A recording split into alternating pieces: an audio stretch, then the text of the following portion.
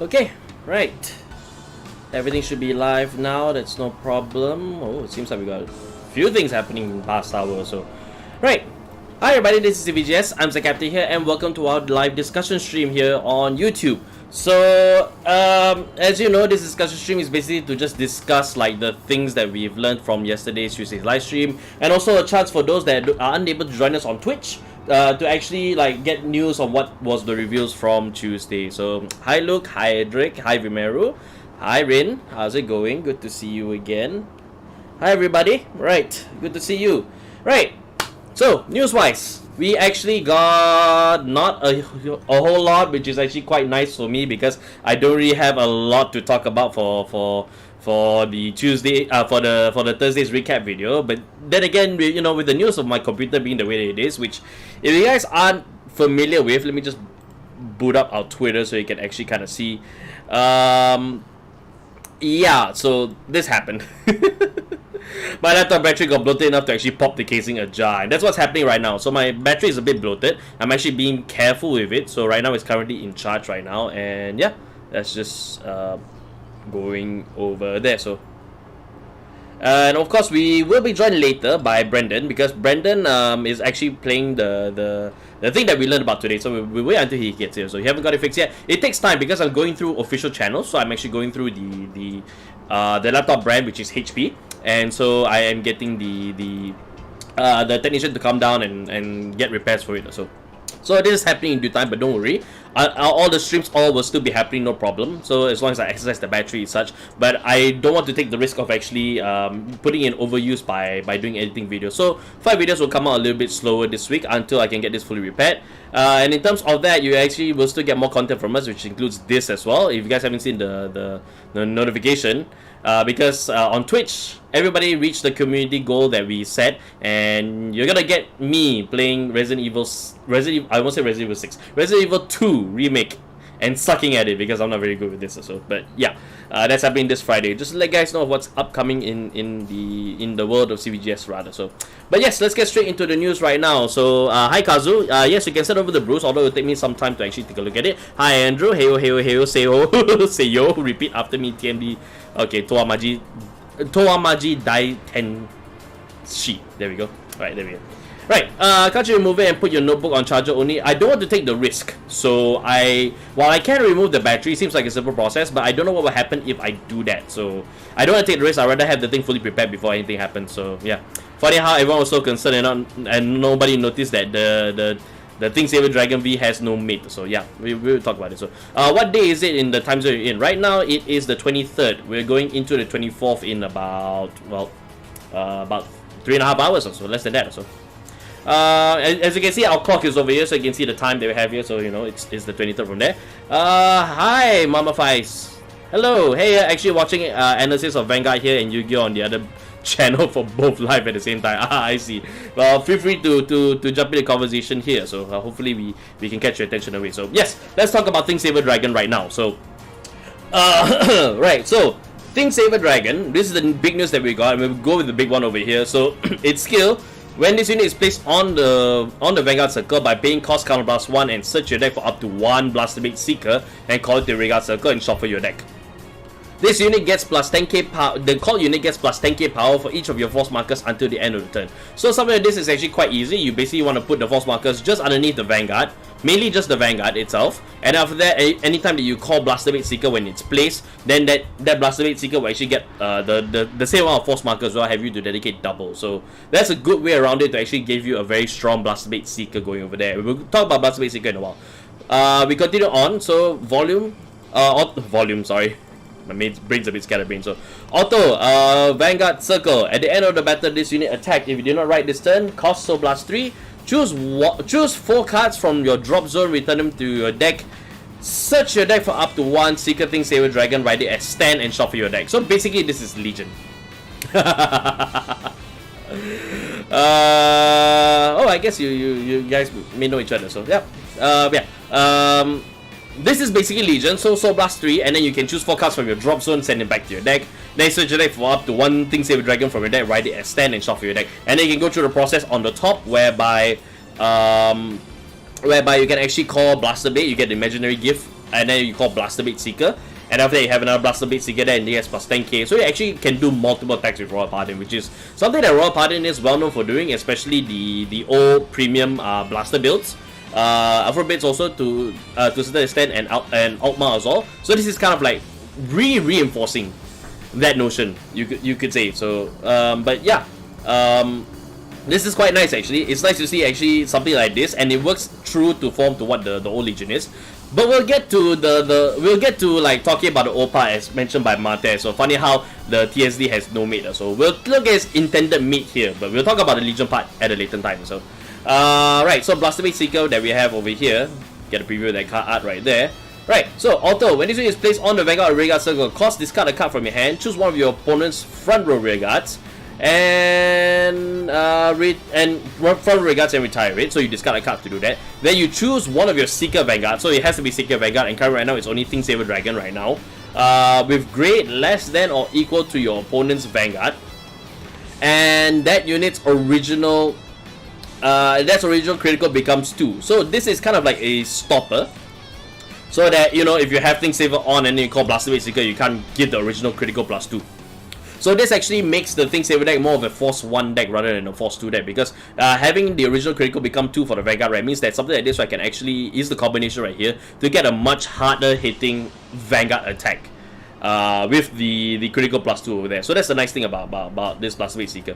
And of course, auto on the Rearguard circle. At the end of the battle, this unit attack. If you did not write this turn, put this unit to the bottom of the deck and draw a card. There's a lot of did not write this turn that's happening, and that's because that is actually what I feel is the counterbalance. It's what keeps the deck in check without having to go full overboard. And there's some people that want Seeker to go full overboard because they kind of deserve it, but in this day and age, right, we can't have V Premium be way too overboard with easy kills and a lot of fast shenanigans. So something like this to slow it down, and subsequently if we see the others actually also slowing things down as well, making the game slow down a bit, I think it'll help the game better, and it allows people to kind of like, they have to get these cards because they're going to be much more powerful, or they are going to be beneficial to boost up some of the older cards. So taking the turn to actually do this will actually slow the game down a little bit and actually make it a little bit more competitive in that regard.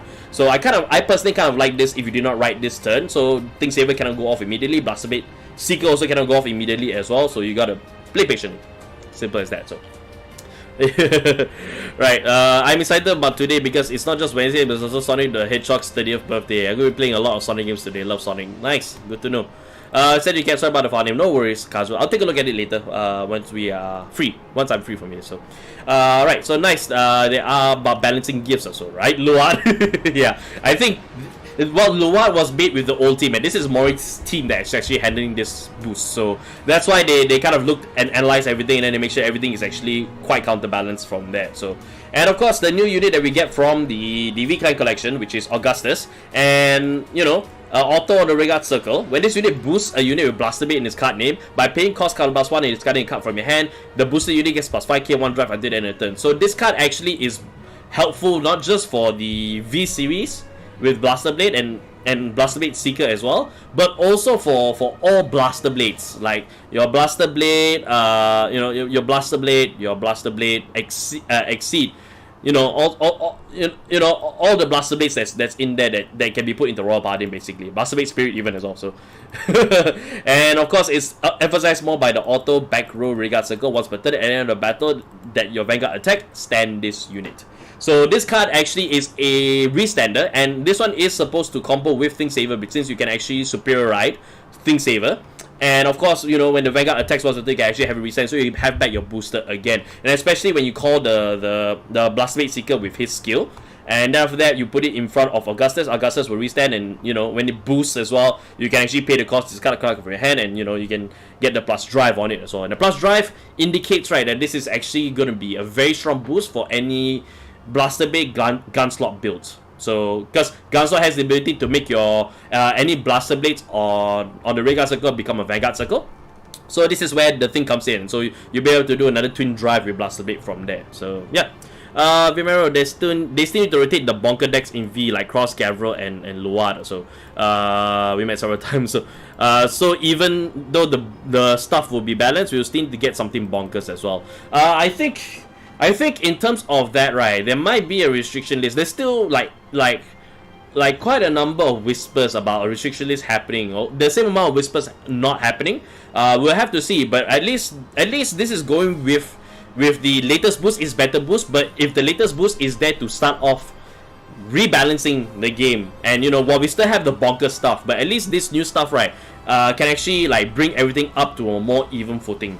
To a certain extent, of course. So there might be some there'll be a bit more bonkers, but that's really in the hands of the players and what the players do with these cards. So that is what I see from here. But of course, this is just the one review. We still got another 23 more clans to go, and they are skipping. Let me bring this up. They are skipping more news about this, so we will have to hold off on learning about VCAD collection for a while, because we got Monster Strike to go through, and this is and they're gonna go through 2 cards from Monster Strike from the title booster. So for those of you, we'll still be here to talk about Monster Strike still, and we will still go through the information in our recap videos and such. But yeah, we'll see where we go from there. So Vimero, Faiz, the new revamping Saver, Blaster Blade Seeker are both spicy. Yes, actually this Blaster Blade Seeker, right, easily replaces the old Blaster Blade Seeker, and so I can imagine like people who still have their old Think Saver decks just whipping it out, changing the Blaster Blade Seeker with this one, and then playing with the new Think Saver in it as well, and they just have their place from there. So a lot of good stuff can actually happen from here, which is super nice to see. Augustus is just incredible in Gunslot. Absolutely, it's very incredible in Gunslot. So right, Vimero, if Pinot Noir has this Legion effect, oh boy, well, we have to wait and see what Pinot Noir does. So he already got his hint already, but we do not know in full what it can be. We're kind of waiting for it as well. So VCAD collection stuff will probably be cards of the day, because in 24 weeks it will be December. Well, they won't do 24 weeks, and chances are closer to the date itself we'll probably be getting some of the more bigger reveals, and a whole lot of it, especially approaching towards September. There's about 9 weeks of it, and they do have Monster Strike and Liquor Monastery to go. I think you're right, there might be some cards that actually might be revealed as cards of the days, but at the same time also I think they will do like double reveals. So they will reveal Lyrical Monastery or Monster Strike together with VCAD collection previews as well, or rather reviews. So that is stuff where the news week will actually kind of like ramp up, and so this is kind of like a breather while we have the DBT02 release actually happening in 2 days time officially. So yeah, I mean, lots to look forward to in Vanguard still. So it's kind of nice that they open up with a big gun over here, because I think this pretty much quite sated quite a number of people's you know, their curiosity about what's going to happen in V-Clan collection. So people can already start to speculate. They can start to formulate the builds, because we know what's in Royal Paladin in already. So if we go to the not Vanguard Saga of Heroes, we're going to Cardfight. Funny how I just type VanguardFender.com and then it just ends up doing that. So yeah, so we go V-Clan collection. And of course, music being fitting as it is, so yeah. So VCAD collection, yeah, we already got the 3 over here, and the other units that's also in there, although they haven't probably. These are the replays that we're getting, and we're getting, yeah, we're getting Sisless, which is your Great Tree Searcher. So yeah, you're getting Knight of Exemplary Sword Lucius. Now I remember coming across this card in V series actually. Oh sorry, not in Vanguard X rather. So, and this actually is quite nice actually, because when your grade 3 or greater Vanguard is placed, by putting this unit into your soul, draw a card and call a card from your hand. This is the card that actually allows you to make Think Saver into a multi-hitting. You can go from what seems to be 3 base attacks to 7. Not 6, sorry. Maybe 7 if you're able to squeeze out a third one as well. But yeah, you can actually get 6 attacks rather, with this card in play, especially because you'll be able to draw a card and you call a card from your hand to the Vanguard circle. So you have another unit to actually like put down and attack with as well. So I need the Val reveals already. Yeah, we have to be patient, Vimero, so because there are other stuff that's in the way. I'm actually kind of surprised that we got Think Saver, but I'm glad that we got Think Saver reveals. So slowly in time we'll get those. We just gotta be a little patient. So, and of course us doing this news week and my computer in play, I'm glad that this week actually kind of like slowed down on the news, so I don't have to do too much while I wait for my computer to actually kind of like get into a better state, you could say. Right, and of course the other card, this is actually the promo card that's actually coming out. When your grade 2 unit is placed during your turn other than from hand, in this case, Blasterbait Seeker will come out from the deck.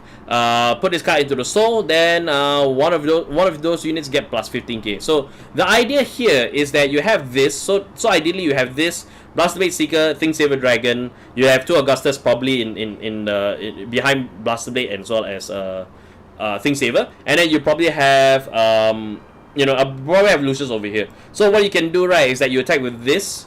And then you attack with Blasterbait. Blasterbait goes back to the deck. You attack with Think Saver Dragon. Then you do the Legion skill with Think Saver Dragon. You call down. You call out Blasterbait.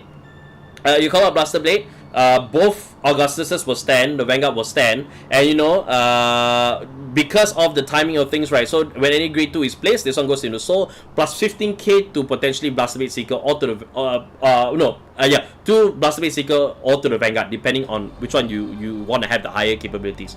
And then after that, you have Lucius here. Put it into soul. You draw 1 card. Then maybe you can call down another 30k or another unit down that you can actually attack with. So that's actually kind of like the base combo just from this set alone. We're not counting any of the others that came out previously. So just from this set alone, these cards that you see over here, like that's your combination right there. I just give you guys a combination in there. So yeah, so that's just my thing as well. Good to see. We do have the rest of this to look around, but we do have to wait around for just a little bit. Unfortunately, the news-wise, actually not going to be a lot, but we do have a big thing that we need to discuss, right?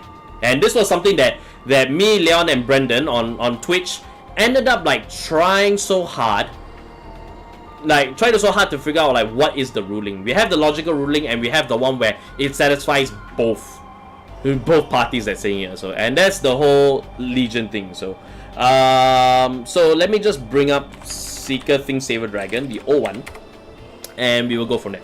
So the last card can support Bastion. Speaking of which, I just got the Bastion start deck in the post today because I plan to do Overdress Blaster Dark deck. Oh, that's nice. That's good to know. You can't use this card in Overdress unless you're playing a Bastion deck in Premium. You will still need to balance your deck out because you don't want to flood it with grade 3s. Do take note of that, Luke, because you can't bring Augustus into Overdress because this card is a V series card. It's a V series card. It's not a Overdress card. So this card is meant for V Premium and Premium Standard, not for Overdress. So yeah. Andrew says Vera for me. She was what made me love Musketeers a whole lot. Cecilia put me in. Vera trapped me with Soul. I waited for more Vowing Sword, Pinot Noir, and Fortuna. So is the combo better than Junite Engine? Actually, with the Junite Engine, the combo becomes a bit more deadly because even if you hang on, let me just bring up Pure Heart Junite. Like even if you go with the combination and even if you don't go with the combination, you can actually play with the Junite engine. A lot of people actually have been putting with the Junite engine actually because of the fact that you can actually when your other unit is placed on this unit circle by paying counter +1, that place unit gets +1 critical at the turn. You can have the Blast Blade Seeker that you call from Thing Saver. Actually get +1 critical. So the combo wouldn't say it's better. It's two different ways to approach a high power situation, a high power multi attack situation. So plant this.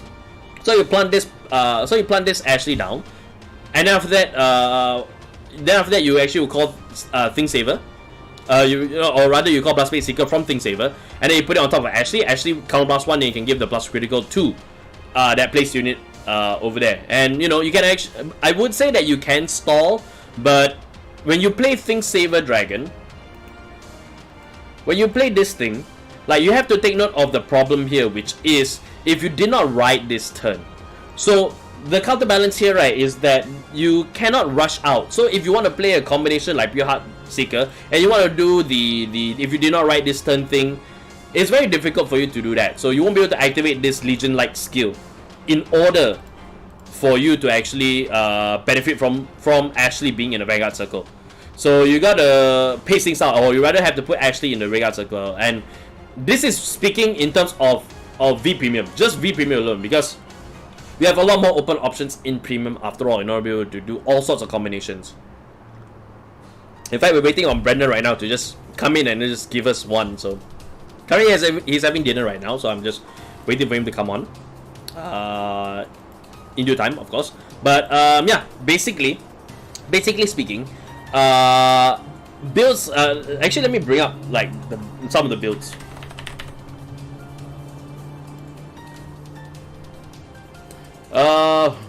So this one is actually Freedom. If you guys don't know who Freedom is one of the main guys that's actually working closely with Bushroad, and so he's the one that's actually like translating and giving us all this metadata and such in terms of pull over there. This is actually his V Premium build, and so this is a 12 crit build. We laugh at it because this is supposed to be insta kill right now, and in V Premium basically is you use the Jewel Knights in there to actually be able to get additional power, additional draw, but mainly they plus additional critical on the Blast Blade Seeker, so you can kind of see like where this is supposed to go.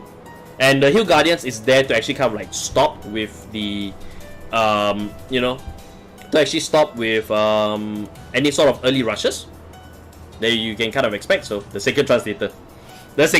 Yes, pretty much. But yeah, I mean, like this deck, it looks very solid. And this is glass cannon, you could say, because the only protection that you have, right, is literally the Hill Guardian, as well as the Sentinel Crypt over here. You have no PGs. This deck doesn't run any PGs, so it's full force, full power from grade 1 onwards.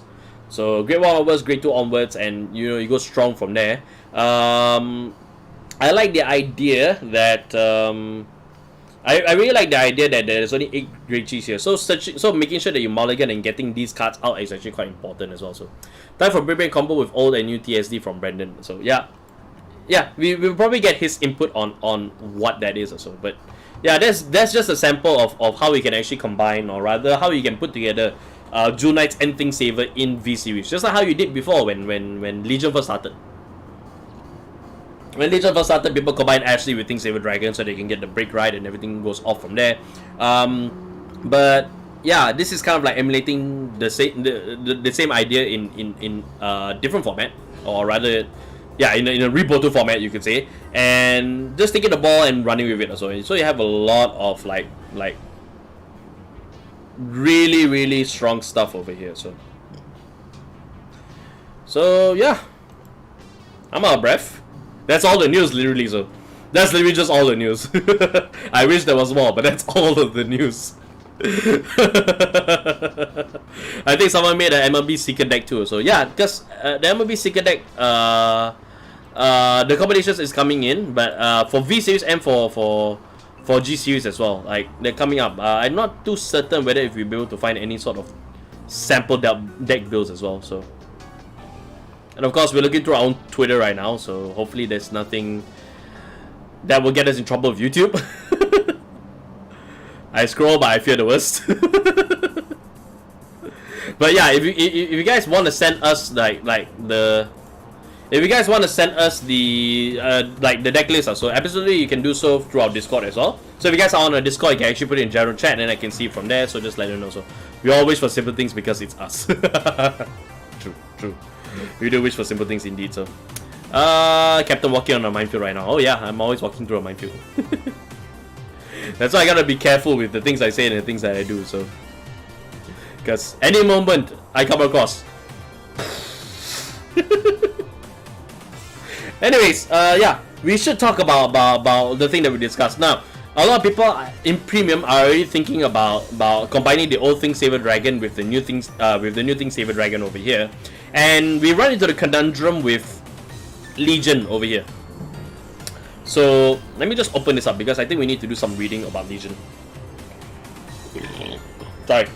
So actually, we should go through Legion. For those of you that aren't familiar with what Legion is, let me go through it for you guys. So Legion was actually a card mechanic that actually came out. It was part of quote-unquote Season 4 of Vanguard at the time. And basically, right, the Legion is you take the 2 cards. Let me just do big-ass scroll because we want to get to the gallery over here. Or I could just click the top. So, which is basically your Vanguard actually becomes 2 cards. So if we go to things over here, you see this skill called X skill Legion, Blaster Blade Seeker. Now Legion is the ability that puts the Vanguard into Legion state, basically the 2 cards at the same time. And then Blaster Blade Seeker, so this is the unit you're looking for. If your opponent's Vanguard is grade 3 or greater, this unit may return 4 cards from your drop zone to the deck once. Search your deck for the specified card and Legion.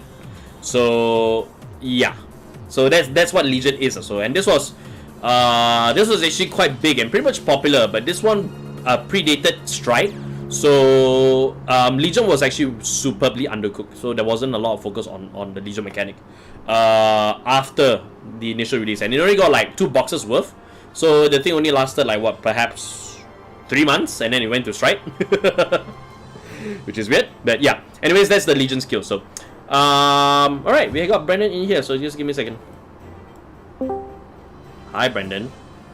Hello. Hang on, let me get you. I'm back. Yes, you are back. There you are. All right. So we're actually talking. We actually just started talking about the Legion ruling that we've been discussing all night yesterday. Okay, so what I have was I have like 2 rule books. One said you could, one said you can't. But of course, following by the date of following the updated one, apparently if you don't have the Legion information, you cannot Legion. So this new rule book, this new comprehensive rule book came out. I think it came out quite like, I think 1 month back in like May. Okay, not really 1 month back, a few weeks back in May.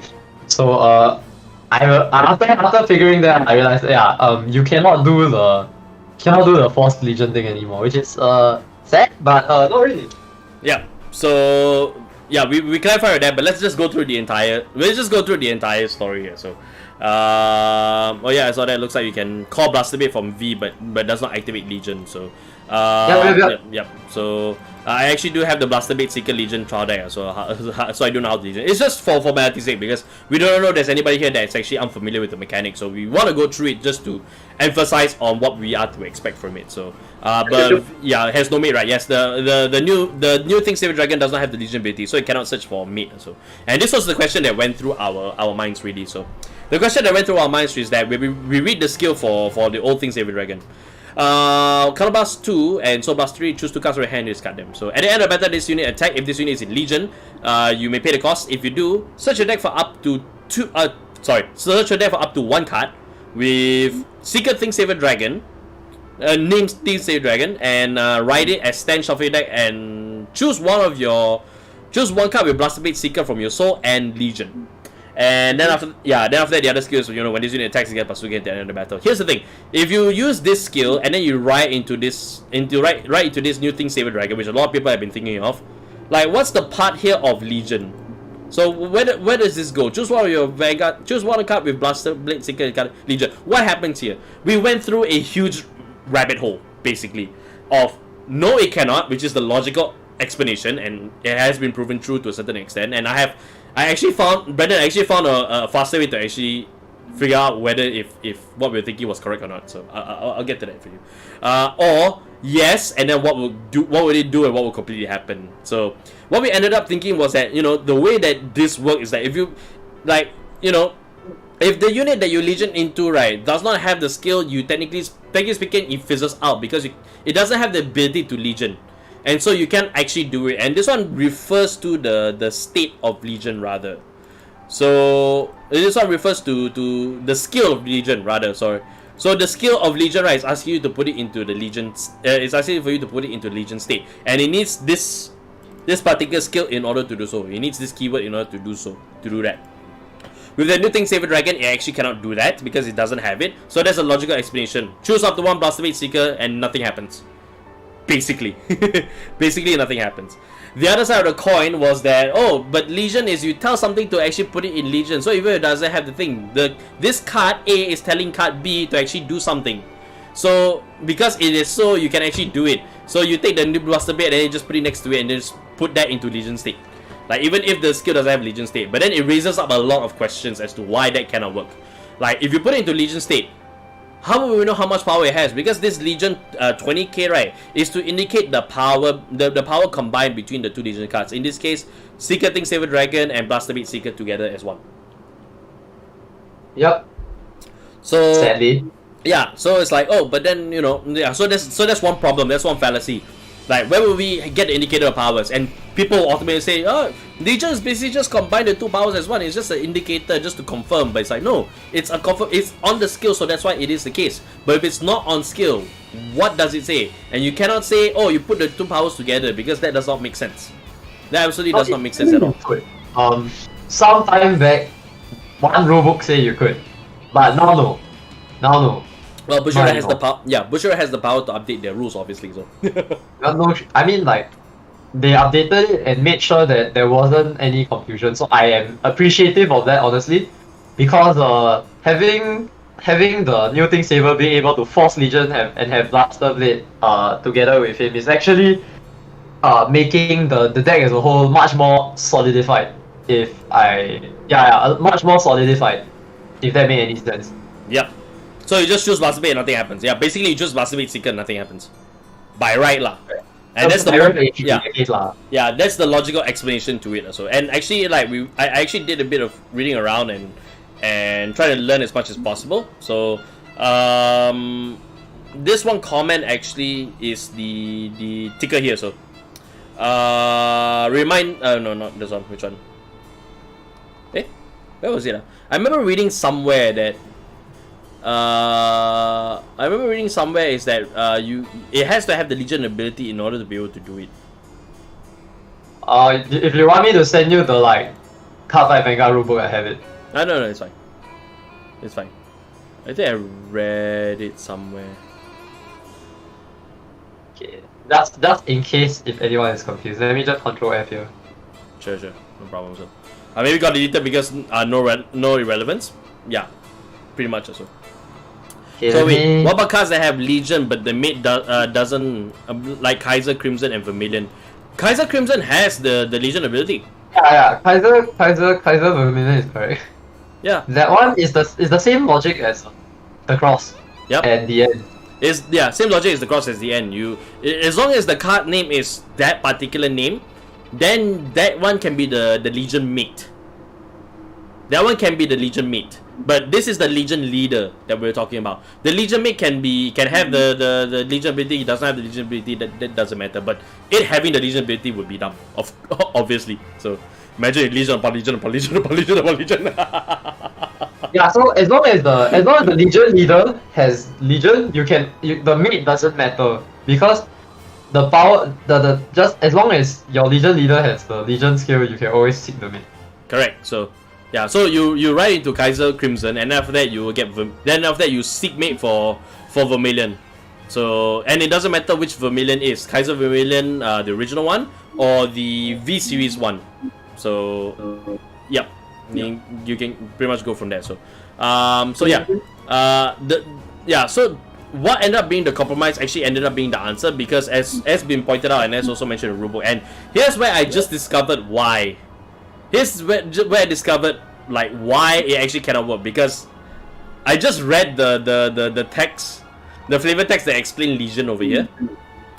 If your opponent's Vanguard is greater or greater, this unit may return 4 cards from your drop zone into the deck once. Search a deck for your specific card and Legion. So, and below here it also says choose up to 1 card possibly and Legion. Meaning it's referring to the fact that it points back to this skill right here. So if you take this and you try to do the Legion part with the new Thing Saver, because it doesn't have the Legion skill, you cannot do it. So that's the indicator. This is literally the indicator, and that's why official sources didn't need to come up and say something, because it's in the card skill. Wait. Let me take a quick look at what you have there, just in case. Sure. But yeah, actually, even if we say that yes, you can actually do Legion with new Thing Saver Dragon, that kind of breaks the game a little bit, I find, and unbalances V Premium and actually takes it to a much higher stratosphere, or rather in Premium rather. So I think yeah. The only difference I see in Premium is that, well, I guess I can't use my good G guards anymore. Leon, that's what I said. Yes, dude, because you're not here, I'm repeating what you said. We are on YouTube, but not everybody knows the conversation that we had on Twitch, man. So But yeah, I mean, all things considered, of course, like we kind of like answered the question here on the stream right now. But yeah, I guess this is something that I don't really have to mention. But if it just comes up, I think we can answer it in like the comments and such also. But I can turn this into a joke. I can kind of like turn this into a joke. I already have an idea of what I'm gonna do with this also. But yeah, I mean,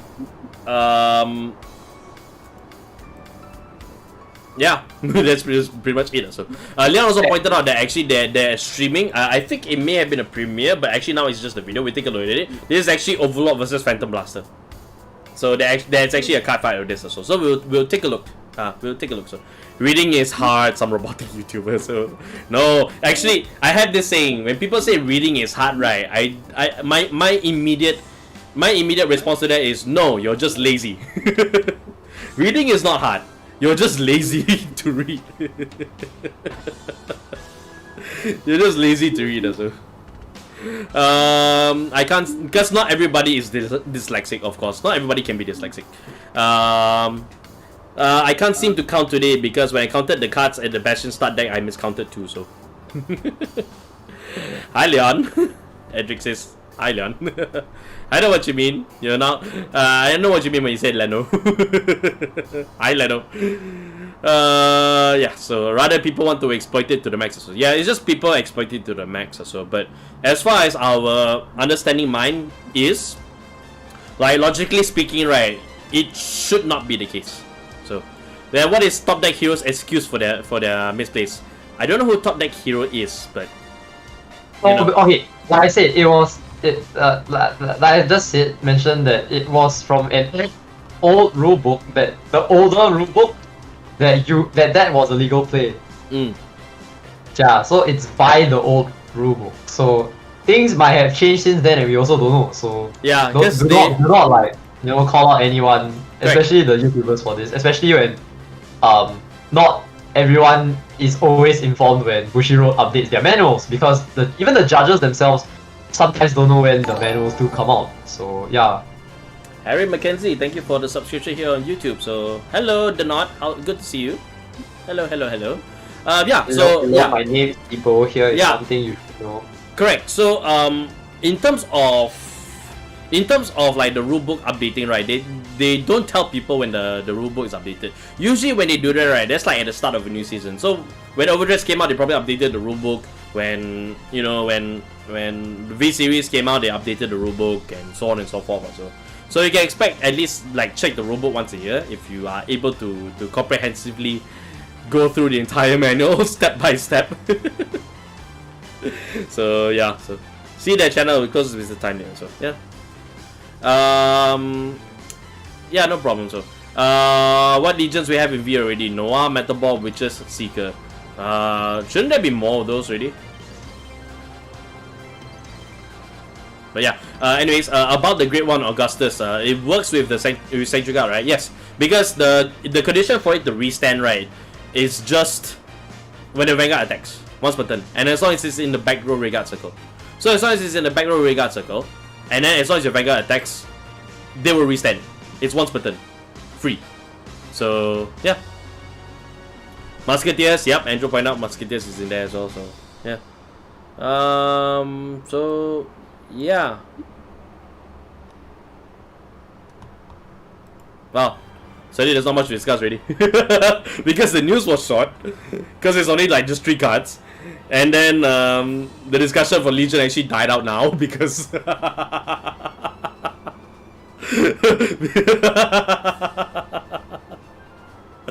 okay, move on to whatever we talk to. Yeah, I lost track of whatever we were talking about. So that's fine. I'm quite excited for Prominence Call now that you mentioned that. Actually, Brendan, do you have an idea of what you're gonna be doing with this Think Saver deck? Let me see if the CFA, like, okay, because I'm in the in one of the Discord servers where they have unofficial CFA updates. So let me go and take a quick check whether Think Saver has been added there. Yeah. So you do that, then take a photo, put it on the Discord general chat, and then we can take a look at it. So. Yeah, of course. I mean, I can also always just put it on my screen. You can, but that will scroll with my camera. So. Oh, is it? Yeah, I have to open and close cameras. No. It shouldn't mess with your screen. But because you're taking like our separate faces, right? And our respective screens. Yeah. Yeah. So if I turn my camera off and wait, because if I turn my camera off and turn on the screen record, it will make a second version of it. Exactly. So yeah, just do up the list, put it on the general chat on Discord, and then we will Yeah. You might need to give me a moment. I just saw that they made the update on CFA. Yeah. It is not an official update, so if anyone wants to find me for now, please don't, cause I might crash your game. Yeah, take your time. Actually, take your time.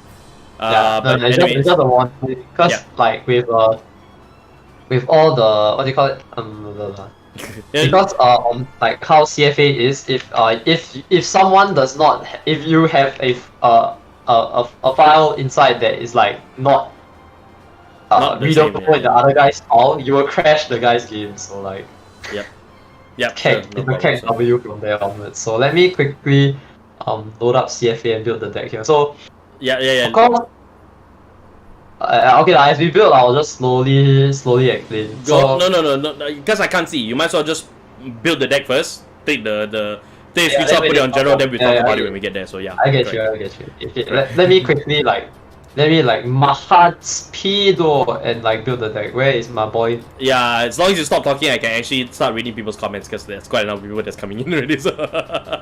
Alrighty. Alright, it's alright. So, Cough Bluish Flame Mate, yep, pretty much. Dinot says actually been testing Jonite engine in Think Saver and still magnificent, best engine ever. So yeah, it's actually a pretty good engine still, and something that people will wanna still use. Sticking to V Premium as well. For Premium, they have more options, especially with the strides and a full blaster build, or rather Seeker build rather. So you can actually go back to playing that, and a lot of stuff can actually go off from there. So yeah. In V series, actually, Junites is still pretty good. So, today is a short stream. I'll try to keep it. I'll try. We always try to make sure that we can last an hour and a half. So we'll try to make this last until 10 as much as possible, no matter how little or how big the news is. Also, but we always want to have these discussion streams as much as possible because you guys are here. So we want to make sure that we provide that as well. Sorry guys, we always have sauce for you. Vimmer says Narukami, Murakumo, Nobatama, Mega Colony, Bermuda Triangle, Argo Force, Angel Feather, and Great Nature. So those, yeah. Alfred Seeker plus Blasterbait Seeker. Yeah, actually, you can take the old Alfred Seeker, Alfred Exif, and you can actually take this Blasterbait Seeker, and then you actually can do quite a number of stuff on that. It's actually quite nice to see. I think these are clans that don't have a retrained Legion. Oh, I see. I mean, it's fine that not all of them get the retrained Legion. I think they can save it for another set, so people can actually look forward to seeing it in a later set. So yeah, go from there. Zero, which Legion Genesis? Yeah, so at first I was wary of the soul usage of Thing Saver, Joe Knights, but it's not that big of a problem whatsoever. It makes an explosive turn, yeah. As we saw also with the combination. Oh, please, no more duo. Please, no more duo. Duo is just cry, man. Yeah. Can you guys show all the triple rares from set 2? If you mean DBT02, right, they all should be out right here, but there's not much that we can speak on it because we do want to wait until we actually have the cards on hand, then we can really talk about it. So, but a lot of good stuff that's coming out in the set. So, Mate, is that why your name is Brandon? B for brick. B for break, or as in break the game. Oh, that's what Or you the do. first game I broken. Right. Vimera says, my dream of the next Narukami clan collection will have Brawlers and one Kaiser Crimson. So maybe not Kaiser Crimson. Brawlers maybe, yeah, but Kaiser Crimson not sure. I want Brawlers bad too. Cancer, says Leon. Brawlers was Naoki to a T, yeah. But actually, no, Brawlers wasn't as in was iconic to Naoki as Golem Buster was. Golem Buster was a bit more iconic to Naoki. That's why when he came back in the Strike season, when he came back in Strike season, like he's using Golem Buster Dragon, and then he's using Strides for that support for Golem Buster. So yeah, Naoki T poses during fights. That's how he wins.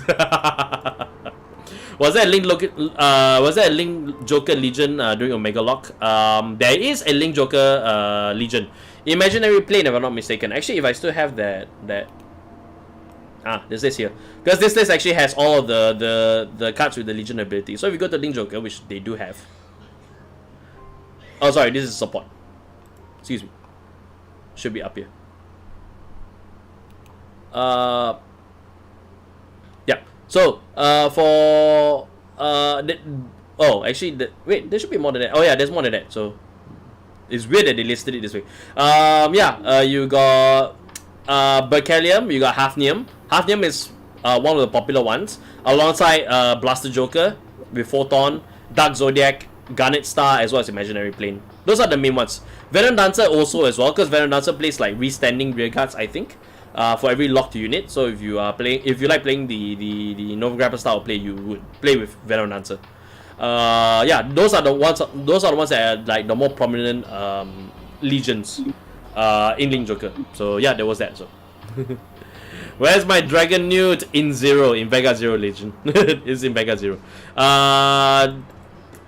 Did you see the last anime episode? It was really good. Yes, it was really good. So it's more furthering the plot. So then we're getting the final episode this Saturday rather. So yep. Mate, I want to see you Amaterasu Legion. Hope next set gives it. So I wouldn't hold your breath. I will hold your breath, honestly speaking. So because I think they will more likely give Battle Sisters than they would actually give Ohirume.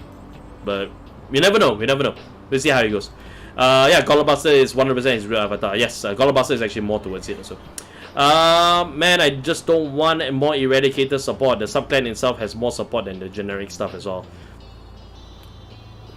Well, then when Brawler comes out, you're gonna have a problem with that one as well, because there's everything has to start from the Brawler sets, and I don't know how much of the Brawler sets they're actually gonna give as well in terms of the weekend collection, but we have to see. I already sent you the base color. Alright, Kazu, I'll take a look later. So Rin says, I saw people selling DBT02 DSR already. The cards look nice. So yeah, the cards looks pretty nice also. But I don't know. Freedom actually put up the rates as well. Back to Freedom's post. So Freedom already put up the rates for DBT02 already. And from the looks of it, it's the same as DBT01. It's pretty uneven. So it might skew towards something more than another thing as well. So like, here you can actually see number 8. I remember specifically this is Phantom Blaster Dragon. Phantom Blaster Dragon, there's only 6 copies of it. That's actually quite rough. So a lot of people actually have to like, or rather people that are like case sharing will probably have to like do double cases in order to get like full play sets for everybody. So it's actually pretty rough as well. But yeah, in terms of the triple R pull rates, you can actually see this, and it's still uneven. So this maybe end up being quite rough for for some people also, especially if they are buying into sharing slots with other people, and then there's not enough to go around. So that's just the rough part of it also. We only have one Battle Sister Legion. Yeah, pretty much so. Wait, it's only going to be 12 episodes. Yeah, it's only going to be 12 episodes because this is supposed to be a mainline anime, but there is a season 2. There is a season 2 coming, so which is in October. It's pointed out by Rin. Wait a minute, I just hear that, right? That this Saturday is Overdress. Yeah, it's 12 episodes, guys. I've been saying it for months. It's 12 episodes. I've been thinking, wouldn't the Think Saver rewrite thing not work in premium because V Think Saver has restriction on his rewrite. Only recently joined the stream, so I'm not sure what's been said. Yeah, actually, the rewrite skill, right, avoids you from actually searching for a third Think Saver to put down. So the old Think Saver, right, can actually rewrite the V Think Saver Dragon.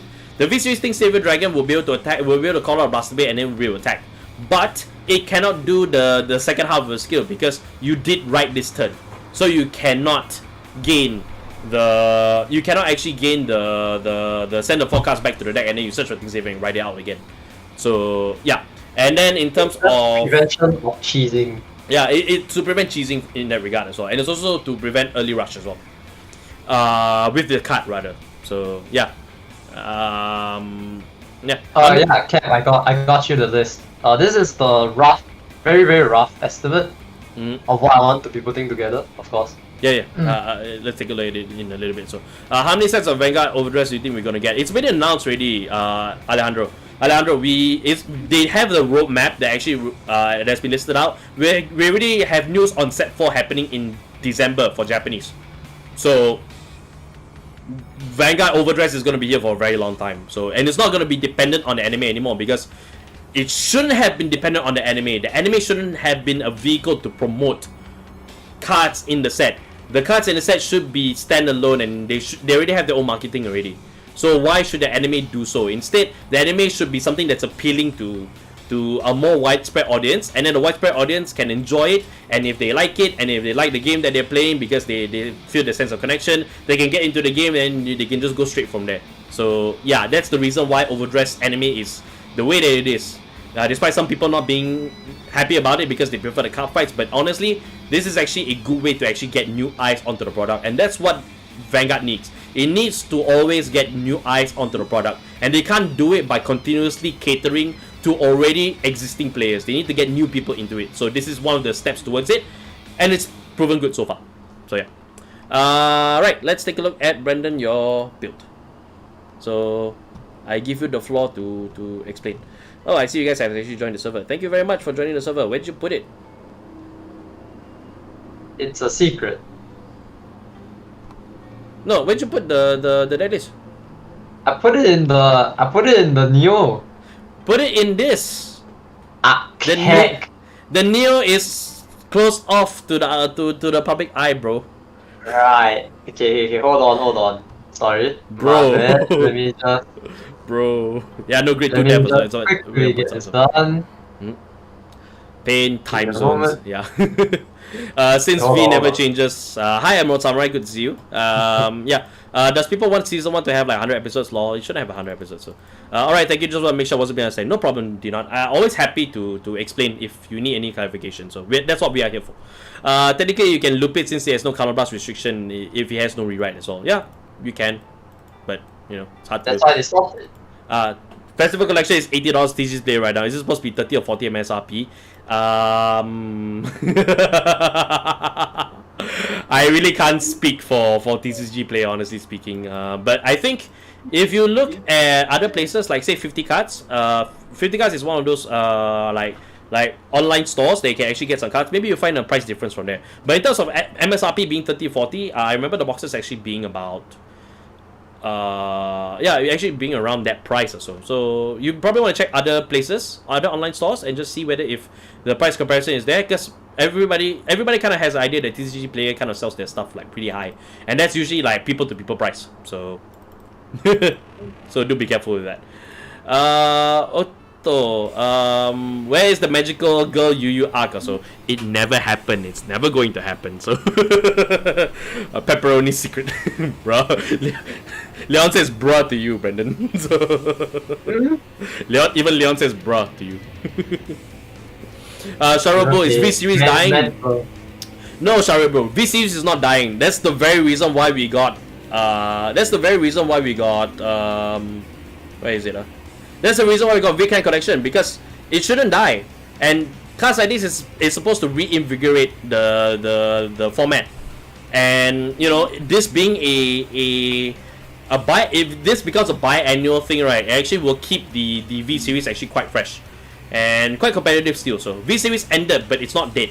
It's still going and it's still highly supported here. So Nekochi, thank you for the subscription. Good to see you. So go for the subscription, thank you. Not even close. Yep, not even close. 50 cards usually sells for MSRP. I bought my start deck for $5 from him when everywhere else ended his inflated prices. It's awesome dude too. Yeah. I also will advocate for 50 cards as well. So I feel like I should really talk to him.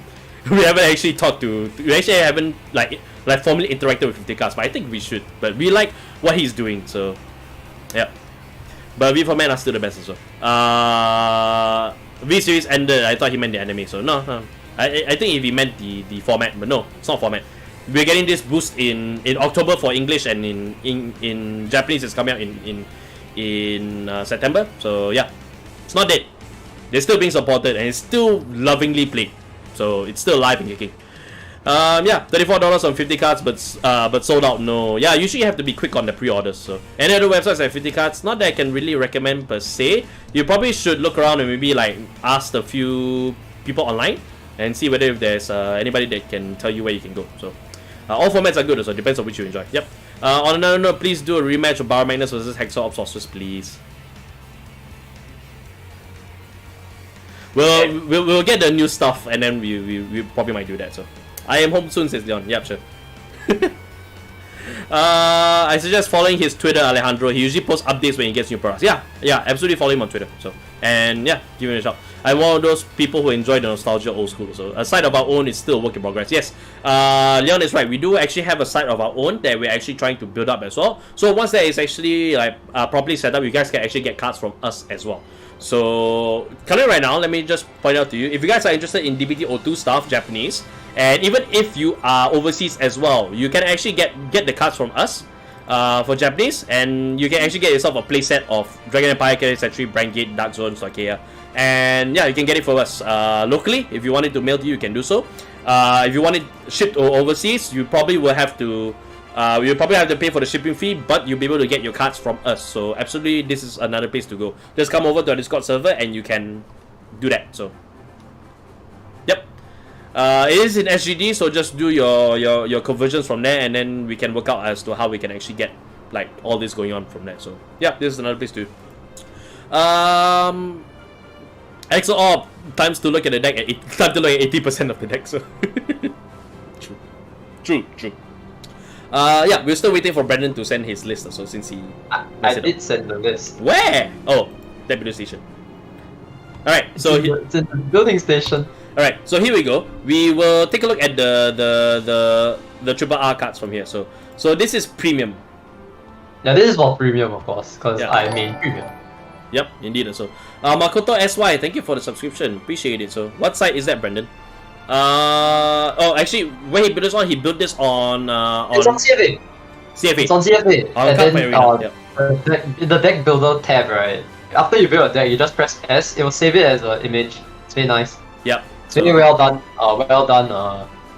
Way to get deck lists also. Correct.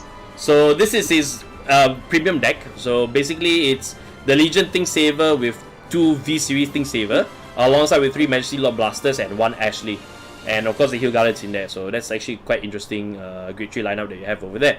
Alongside that, you also have 4 Blaster Blades, 2 Blaster Blade Seekers, 1 Blaster Dark, and 4 of the grade 2 Jewel Knight, which plus 10k to a unit when shared the circle. Oddly enough, you put Wingal in here. Or is that Wingal Brave? Wingal Brave. The grade 1 Jewel Knight, which draw a card when placed over. And then after that, Augustus, there's 4 copies of it, and then 4 PGs, This is a 7-draw 2 crit. Oh, interesting. 7-draw 2 crit, 4 front. And 1 over trigger. All heals are on top, by the way. Yeah, I know. But that one we can count also. Strikes wise, you also use Screw You and Dismal alongside with Maron, as well as the I forgot the name of the dog, but yeah, it's the Giga. Moscow. Then you got Alfred Holy Saver, you got Ultima, you also have Crystal Luster Dragon and Saint of Twin Swords as well, and also outside 1 Gunslot Peace Saver as well. This is interesting also. Do you want to explain more? Yeah, I will. Okay, so I will start from like the great trees. So the reason for the two OG Thing Saver and 2 of the new V Thing Savers, because you kind of don't want to see too many of one or the other, because you only ever need one or the other, because the other one can just be, well, you can shuffle back the V Thing Saver from the drop if you did go into the original Thing Saver. And let's say if you couldn't, like, let's say if you were stuck on V Thing Saver, at least you don't lose out too bad. Yeah, you don't lose out too bad if you're going first. But if you're going second, it means that you can either choose to strike, like, I don't maybe in this case, like our good boy, I don't think Peace Saver is the correct one here. Well, Crystal Luster is just in case, but you can technically go into Twin Sword, so that you can go into Twin Sword so that you can still do your multi attacks on your first strike turn. Although it's like the deck seems a bit counterblast heavy, I agree. But again, this is just a rough idea of how I want to see my deck work. Because it's just the real idea here is just to pile soul for Thing Saver to potentially go like, double OG Thing Saver swing together with Crystal Luster, and then like and then the second time you do the superior right, you go into the V Thing Saver, and then because you have like about 3 force markers, then your whole front row. Okay, if you're going for Force 2, the whole front row gets crits, or if I were to play Force 1, it'll be one column being really thick from the force markers, and the other column having the new Blaster Blade Seeker also becoming very thick as well. Total drive check would be around like 7 drive checks.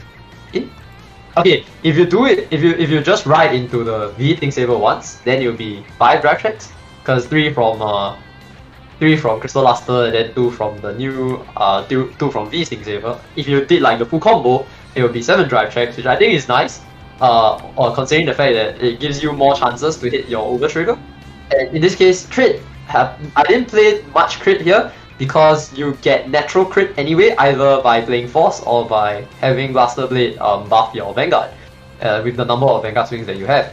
Having the new front trigger being a new 20k shield is also nice, because front triggers are good for this specific build, especially when you have a lot of like front row schematics. Since your Vanguard can swing many turns anyway, and then it having like extra 5k shield, so it kind of like replaces the old V heal trigger that we used to use.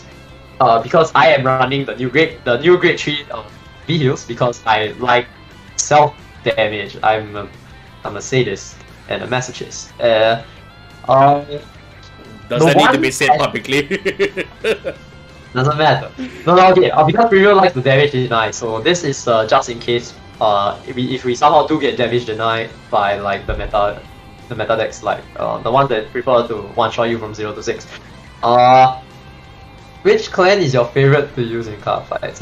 Well, if it wasn't obvious, tada! Tada! Yep, right there.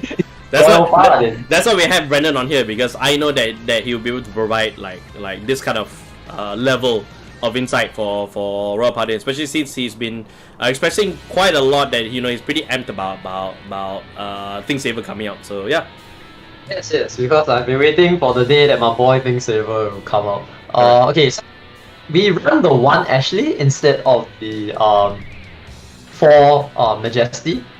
personal opinion, because if you somehow do if you somehow have like excess of soul, and because you can't do Thing Saver skill when you rewrite him, at least the V1, you can use Ashley to like, you know, churn out more swings before your Thing Saver comes in, and then like gives your Blaster Blade like so much more power on that one column and just go ham.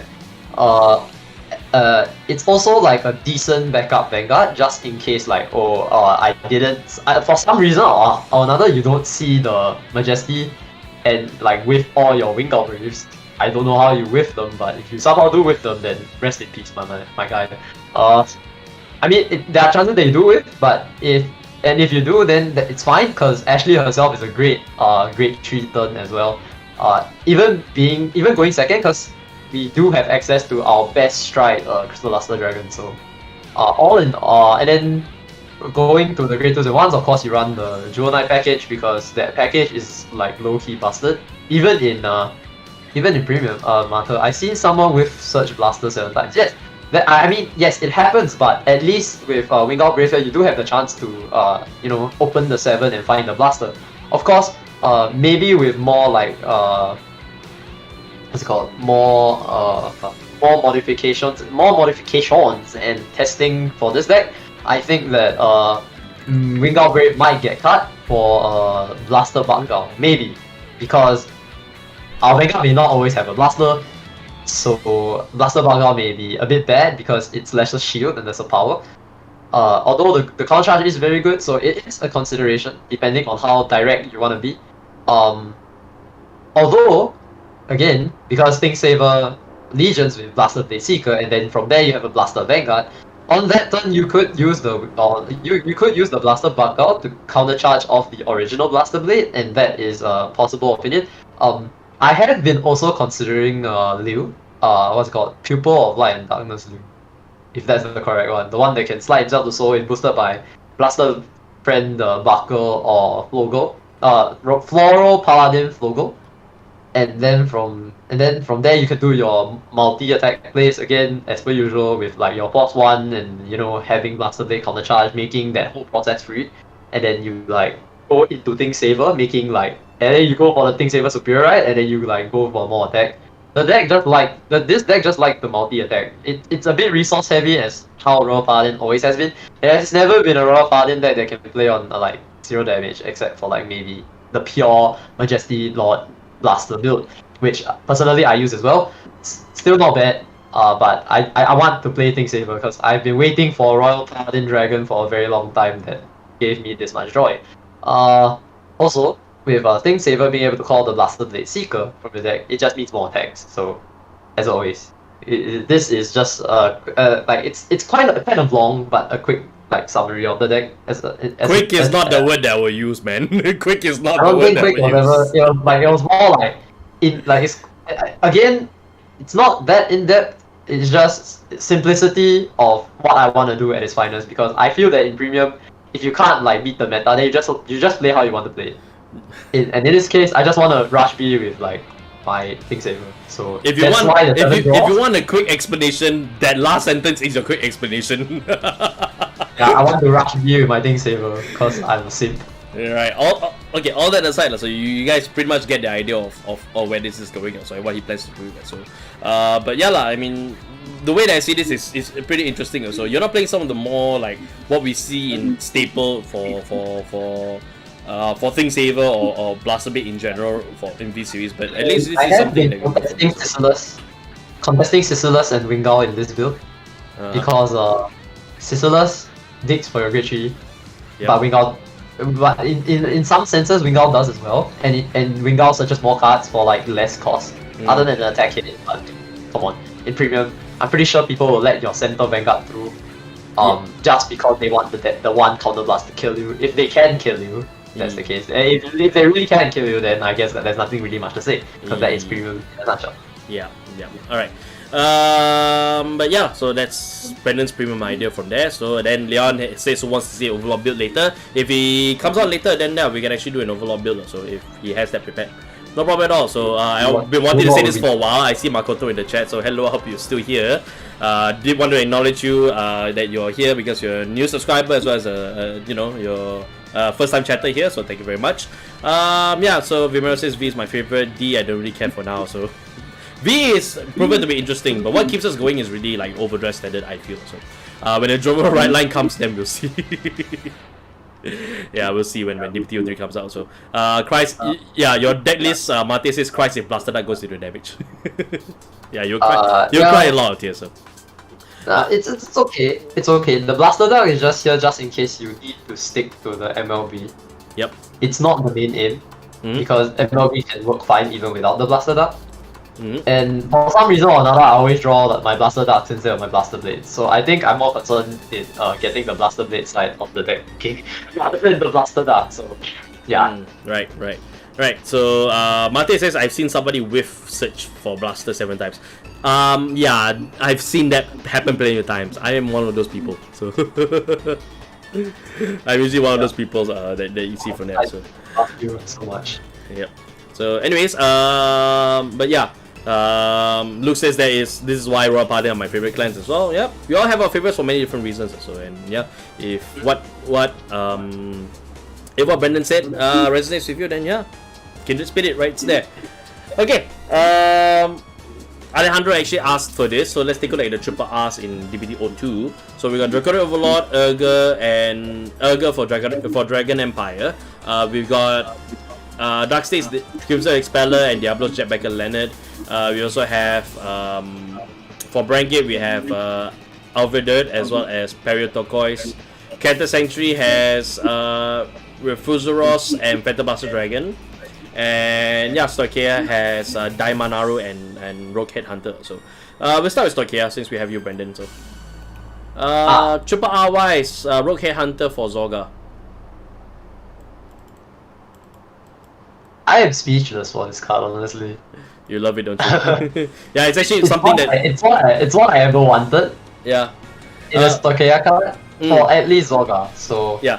If you really want outtakes in terms of like the triple R reviews and such, right, you can go back to the recap videos that I've done, and that's pretty much the condensed version of all of our thoughts that we have from the discussions that we had about this. So Alejandro, I highly recommend that you actually check out our recap videos that we do every Thursday, so you can actually, and you can watch back and they're like a small condensation of all the news, and especially the triple R's for DPTO2. So that will be a better way to kind of explain, because we end up repeating ourselves, at least I would. But yeah, this is a card that's very helpful for Zorga, and something like this will actually be superb. Something like this, right, will be a must-see in all Zorga decks going forward as well. Like even if it goes into DPTO4, you'll still see Rogue Headhunter in there. So eventually, all of our decks, right, all of our Overdress decks is all gonna be blinged up with triple R's at some point or another. So yeah, Zorga has so many options as well. Yeah, but that's the thing about Zorga. You have to pick and choose what it is that you want to focus on. You can't put. It's not realistic to put all of the orders in there in some amount or another. So you have to cut some orders for other things depending on the way that you play. So yeah. Yeah, but this is one of those staples where you can actually see this, because helping you reduce the counterblast cost will actually be immensely helpful, because counterblast cost is still quite heavy for Zorga. I think Brendan can agree with that. Nice. Dinot says thoughts on the budget Zorga clone that Alchemagic same name orders. Yeah, I think that was revealed as card of the days. Let me see if I can find it. So, Brendan, you're aware of that card, right? Which one again? Sorry. Oh yes, the one the Zorga clone. See, that card gives me like two vibes. One, it's a Zorga that can do better on the push turns, in my opinion, because being able to copy the same order is not bad. Especially if it's the one that gives the 5k for every 5 cards in drop, and then if it's like 15 cards in drop, you gain 1 crit. So duplicating that to both sides is better than having like Zorga and then you copy one and you have that and then like another thing instead. So it's quite a situational card that I think it's not bad, even if it's his own deck, because Zorga, the only difference setting Zorga from him apart is that Zorga is more resource play rather than push play, and this guy is more push play than resource play. So The recommendation I would say for this card is actually to tag like one piece, or tag about like one piece. Because you can find a way to mill it to your drop or get it to your drop, and then you pick it up with Hydro Rail. And then because Hydro Rail exists, you can always ride this. You can always ride this when you need it, and then you do your push turn, which is, I think it's really not bad. It's honestly a decent card. Like copying doubling up on the grief rejection, grief despair and rejection. Yeah, so doubling up on that, making like your front row get 20k is not bad.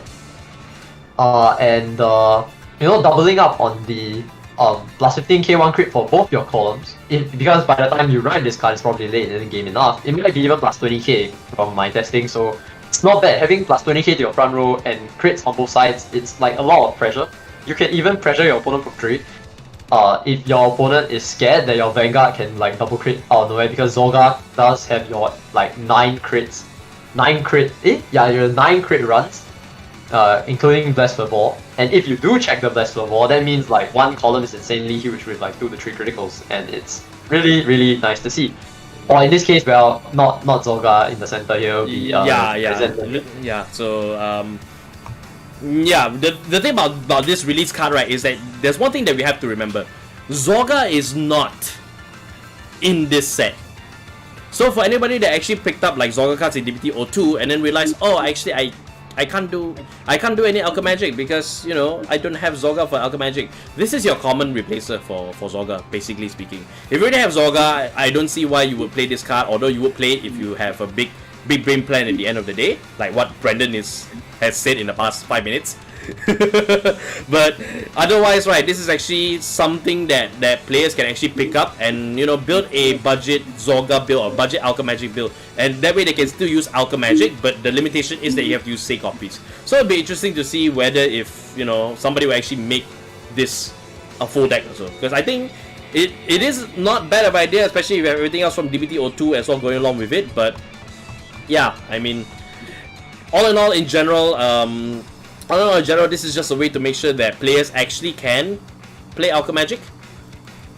And yeah, that's it also.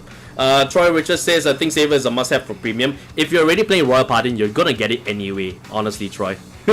I hate to sound condescending, but if you already play Royal Pardon, you're definitely gonna be able to get it. So the only people that wouldn't pick up Think Saver were definitely people that never played Royal Pardon. I'll be one of those people. So yeah, I don't need to pick it up. So yeah, I can picture people playing, mistaking that about Zorga as well. So because they do 2 different things. One is Zorga, actually you must use different. You actually must use the different names.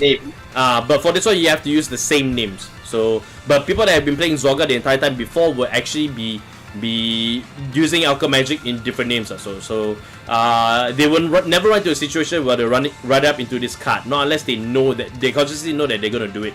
But for those people that don't actually have the Zorga from DBT01, they can actually get this card. It wouldn't make a difference as long as they're aware that the actual Zorga use different names. They should be fine with in terms of like difference in ruling and such. So there shouldn't be a lot of mistakes here and there. So yeah. This is we're gonna end up building another Highlander deck. So Zorga reminds us a lot about Beatrice Premium, and in Grand Blue, Beatrice Premium is also almost a Highlander deck, except for like some cards being at 2 instead of 1 last time, because of, you know, you need the consistency to pop out shit in Premium. So yeah, right. Okay. But the good thing is, Zorga being super resource nice, in a sense where like, oh damn, I have never seen like a deck so resource play before, other than like, well, Grand Blue and sometimes my Gold Paladin Kek. Yeah. So alright, so we move on to Dynamaru. So we're just going through all the great trees, and let's try to do it quick fashion as possible. So Dynamaru, when you see it's placed on the Brigade circle, if you Vanguard Magnolia, it's Magnolia. So +1, choose one of your Brigades, and turn it gets. This way you can attack from back row, it gets power +5k, then once per turn when this card is chosen by Vanguard's effect, it gets +5k at the end of the turn. This is a must-have for Magnolia. This is such a strong boost for Magnolia, and it will definitely push Magnolia up into into the upper stratosphere in terms of strength. So because this card is here, and it's much needed for Magnolia, because Magnolia can't do much if it's only able to choose one because of the limitation of Persona, right? But at the same time also, chosen by this card can also choose another unit to do that, and if it's chosen by Magnolia itself, this card gains additional power after the fact. So when if he does stay on the field, right, he's actually beneficial to be chosen alongside with Gunosla, the Care Bear that you call, with Cherish, with Lattice, and a few other good choices as well. So yeah, this is actually a really, really important and much needed card for Magnolia. Yep, so moving on to the I also like that it's a Soul Blast cost. Soul Blast cost.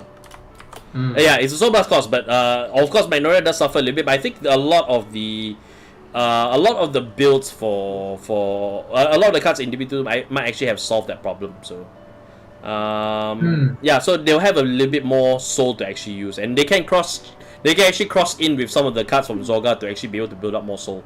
So yeah, it's actually not bad as well.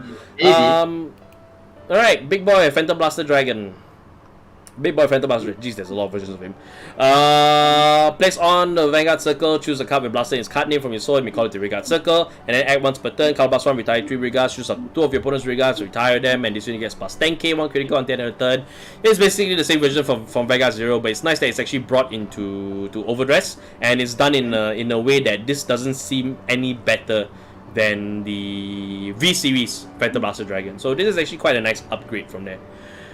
Good to see, and it's definitely the counter cards have proven to be actually really, really good cards. So yeah, I'm happy to actually see this in play also. And I'm now very open to the idea of more right lines now, so which this encounter card has definitely proven, as well as the first one. Heavily Blow of Edifice Refusals. So this is actually a boost for Bastion. If you Persona row distant, this unit gets boost, so this is ideal to put in the back row. And in the back row, Regard Circle once per turn, when your other unit stands by card effect, stand this unit. So basically, this is your... This card is bonkers. Yeah, this is your Riot Horn basically for Nova Grappler. And yeah, when you trigger off Bastion skill, which in a full Grade 3 deck, so this further supports the Grade 3 build. Which is interesting to see, because you would think that they will scale off or try to incorporate like other things, but Bastion being Grade 3 as it is like, I think the best way to make this better is to continue to boost the currently well-known build for Bastion. So this is perfectly okay as well. So yeah, so this is actually quite nice for. I mean, if you can't get boost on the Persona, right, you always have the dragon, so correct. This is always good. Correct as well. And yeah, there's quite a number, and this one also you can try and use in Hexor Orb as well, because you know, it'd be nice to have a Grade 3 booster in the back row, and then you know, if you manage to... That's true. But the problem is that there are some cards that restand if you check a trigger, I think so. Yeah. But yeah, there's combos to be played here, so it's quite nice to see that it's that flexible. So it sounds heavy, but it's okay. It's the... Indeed. So, alright, we move on to Brangate right now.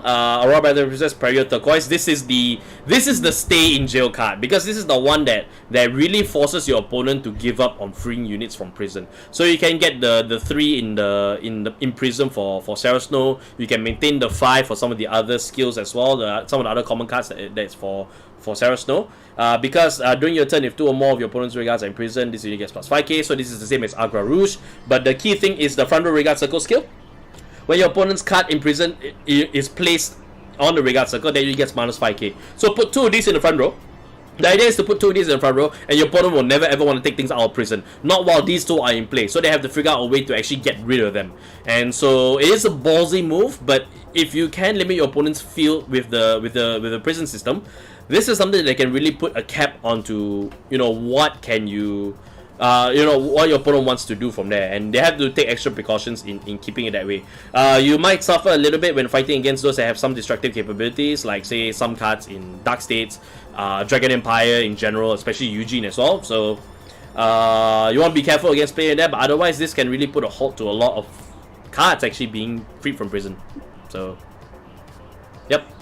And we'll just go through to the one for Office. So during your turn, if your word is Abyssal Dark Knight, this unit gets 2k. If it's Abyssal Dark Knight instead, it gets plus 5k. Yep, that's a pretty good grade 2 over there. And at the end of battle, this unit attack by retiring a Shadow Army token. Choose one of your opponent's regards and retire. What I like about this, right, is that you use your Shadow Army token as a resource now. Because originally when Office was outright, is you just call out the Shadow Army token, and then people tend to supplement that and then go straight into Sarah Snow after the fact to use the prison system after it. Excuse me. But this one actually uses the retired Shadow Army token, so it gives more value, or rather, the Shadow Army token becomes a resource, right, in order to get more further value out of Office. And I like that being the playstyle for Office actually, because I think this one really makes sure that you keep on using the Counterblast 2 on Office to actually call out more Shadow Army tokens. So you can use them as resources or conditions in order to get further power. Anything more than what you can actually get out of combining Sarah Snow. So this was the indicator that they want Sarah Snow and Office to be separated into two decks. And I think that's a good move. So yeah. Yep. So we'll quickly move on to my state, or my nation rather. So Diablo's Jetbacker Leonard. So this is my Pale Moon. If you're in Final Rush, this unit gets plus 5k, and when this unit would attack, it battles all of your opponent's units in a column, so it attacks the entire column right there. And then when this unit attack hits, Soul Charge 1. If your Vanguard is Violence Bruce, choose up to 1 card from your soul and call it to an open rearguard circle. So this one allows you to actually move, like when the attack hits, you move him and then you call another unit out, and there's already combinations of him and Marjorie and Protoball Dragon all coming into play just to get him to attack a lot from there. But with the rest of the cards reveals, like within it, that's still a viable play of choice. Combined with DBT-01, you can actually get a lot of value out of it. But yeah, in terms of how this actually goes about, I really cannot say any more than what I have right now, because I really have to put this into practice in order to really see what we can go forward from there. So yep. So, and of course this is for Barrow Magnus, Crimson Expeller. So when this unit attacks a Vanguard, Soul Charge 2, and then X skill from Soul, Colorblast 1 and put this card into the drop zone, Soul Charge 1, choose one of Vanguards, and it gets plus 10k at the end of the turn. This card is so good, I can use this in Bruce. I can actually take out Electro Spartan for this card actually, because this one is conditionless. You get the Soul Charge as long as it's attacking the Vanguard, and it will be attacking the Vanguard, not unless something forces you to guard off. So this is actually a really effective card, right? They can actually use to build up the slow, and slowly up to 5, rather than you try and build up a stack and then expand from there. Because I don't like the idea of overstacking my soul too much and then expending 5 and then oh, I got extra for the next turn. But I rather try and get 5 in one turn, so that I can get everything out of the way. And this card would be one of those ways to do it, because I can also replace him with something else and get plus 10k power, filter down my deck even further, and check that sweet triple drive. That sweet triple drive, just to make sure that I get my triggers out in the trigger zone, of course. So yeah, this is actually a really good card, not just for Barrow Magnus, but also for Bruce as well, which is what I like the most. And we save the best for last, of course, Varina Elgar. So at the end of the battle, Trickstar attack the Vanguard. If your Vanguard is struck by the Divine Dragon, by paying Soul Blast 2, overdress this card onto your Trickstar on Rearguard Circle as stand, and Color Charge 1. And the continuous skill is that if this unit is in overdress state, this unit gets plus 10k power, plus 10k shield, and it's also active on your opponent's turn. So this card actually enforces multi-attacking onto a Varina deck, and it also encourages you to attack with your Trickstar even more. So just take that little talisman and just start hitting it like a chair. So yes, yeah, pretty much that. So yeah, Eldrick, thank you for stopping by, I appreciate it. Thank you so much for dropping by. And yeah, so this is actually really nice, really good. And of course, the big boy, Draconic Overlord. During the battle that this unit attack the Rearguard, your opponents cannot call cards from their hand to Guardian Circle. This one makes me laugh still, because this one is how you ensure a guaranteed hit. This is how you ensure a hit confirm, so that you can activate the next skill. Once per turn, when this unit attack hits, Color Blast 1, it's card from your hand. Stand this unit, it gets -1 drive until the end of the turn.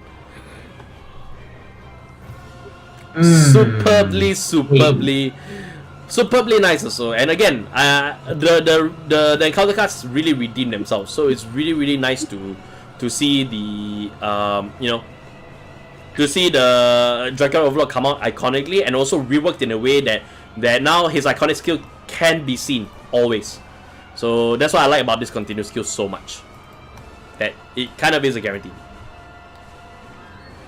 Super nice. So yeah, that's just all of the triple R's in DBT-02. So yeah, just a short overview of what we can get, and I'm looking forward to getting my cards on Friday as well, since the release date for this as well. I'd like to see that Overlord build, Leon. So yep, I think he should be up soon for that, or he's building it at the moment right now. We'll see.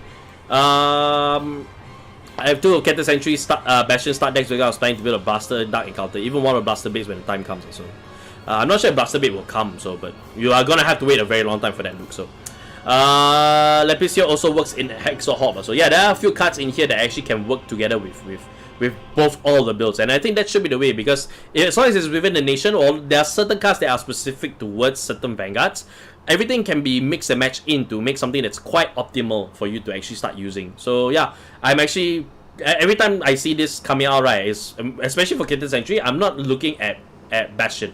I'm actually looking at Hexor Ops Sorceress and what it can do. So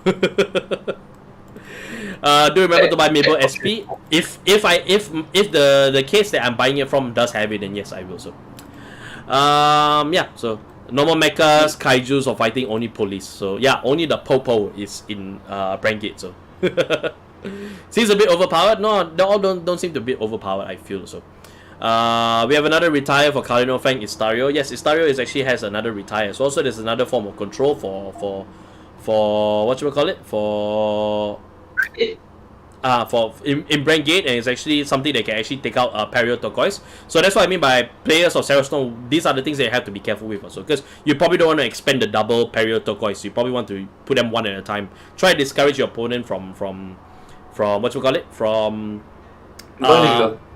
freeing your cards from prison, rather. So from paying the bill and freeing your cards from prison, because that minus power is something, but double that minus power means that those units actually cannot hit.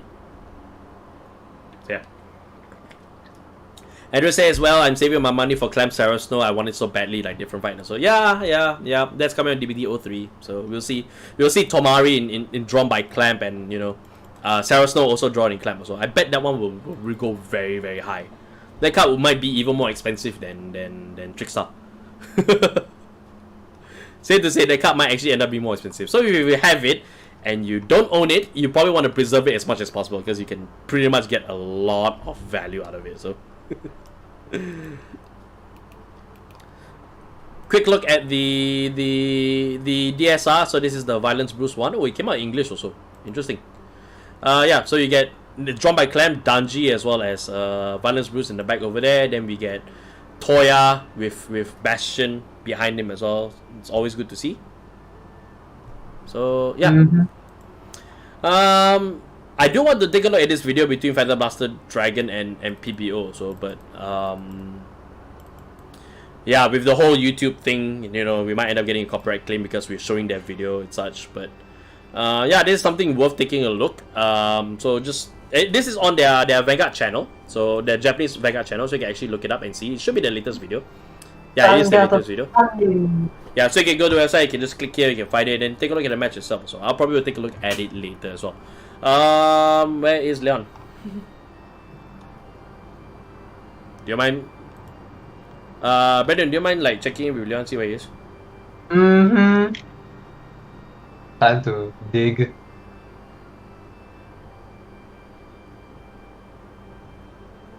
Oh, I realized. This didn't come out what I thought it is, but we'll see. I saw the new bot in here, so but yeah. And demonetized, yeah. Demonetized and demonetized, yeah. Well, we didn't play the audio, we just only showing the picture here, so they can't really take us for a single picture. Yeah. One thing I did realize, fun fact, you could try playing Trickstar and Nirvana inside a what deck was that? Eugene? Let's see. Draco Overlord? Let's see, what deck was it that I was thinking of? It was between Hanzo and like the Hanzo premium deck, or like a Hachikaze deck? No, is it Tachi? Mura. It's between Tachi or Mura actually. Hard to really say, so kinda hard to say. No. Yeah, it's a bit of too much of a cheese, but like it's a wild so it's a wild basically. So What does the new bot do? Oh, basically, it's a bot that actually posts our Twitter. So whenever we post a update over here, then you guys will see in the announcements. It kind of helps us to eliminate the whole like double posting here. So that we've been doing that we see here. So it's like, you know, the old bot will just do that, and then, you know, I'll have to come in and add all these descriptions. Now with the Twitter bot, I just do it on Twitter, and then it will be posted here straight, so you guys will be able to see it as well. And you guys will also be able to see the link as well, and the video and such. So you guys and of course you guys will be alerted whenever you know, whenever Twitter comes out with a thing also. I'm adjusting the settings to see how it works also, because we want to make sure that you guys actually see all of this also. And speaking of see all of this, and I'm here. yes, hang on, I've been split in half. Give me a second. Oh, we got all of it. There we go. Alright. I need to turn on CFA and do the tech build. I thought you're in the midst of doing that also. I guess I have to buy it. Ooh, it's an interesting bot. Yeah, it's just some improvements they want to do on the server, just to make sure that things doesn't get too tedious on our end as well.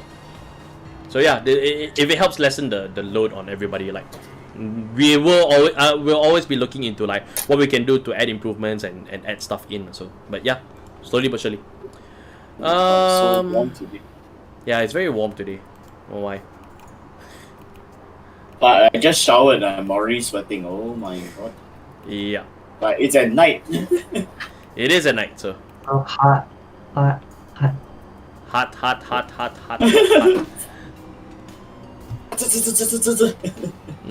Okay, then where's the update, by the way? There we are. Let me grab the. It's a Blitz update, not the full update. So you might need to go and do you have like the original CFA already? Like, yeah, I do. Like the most updated version one. No. You might need to get the full update. Yeah, first, you might get the full update. The update I have is technically an illegal update. Illegal update. Quote unquote illegal, because it will crash the original's game. Oh. Can I get your guys' opinion on premium sanctuary guard list I've been testing with Augustus? Yeah, actually, if you're looking for opinions, Augustus, if you're looking for opinions, D-Not, sorry, you can actually head over. You're in our server, so you can actually put them in the Vanguard deck building station, and then yeah, everybody can just come and see and just give 2 cents on it. Like ask a question as well, like, you know, so that people know that you are looking for feedback and such. So feel free to do so. Then we can chime in also. Like, yeah, that's all you can do. Yeah, so.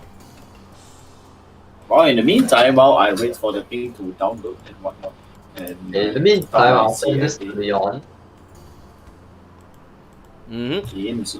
Just checking out Twitter, see if there's anything noteworthy to talk about at the moment right now. So while we wait for you to update and build the deck as well. Yeah. While the thing is downloading, give me a moment. I got something to show you guys. Oh, what do you have? Actually, while he does that, I will come back to our poll here. Just remind you guys that hey, this is happening. So be there on Friday and be prepared to laugh, because we are just going to Die me. Yes, this is literally laugh die me. This is literally laugh die me. Nanda.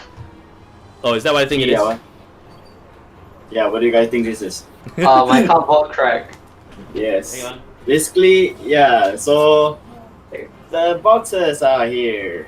So yeah, the order for the swords are still available at this moment. So anybody who wants a piece of this Japanese crack, feel free to do so. Yes.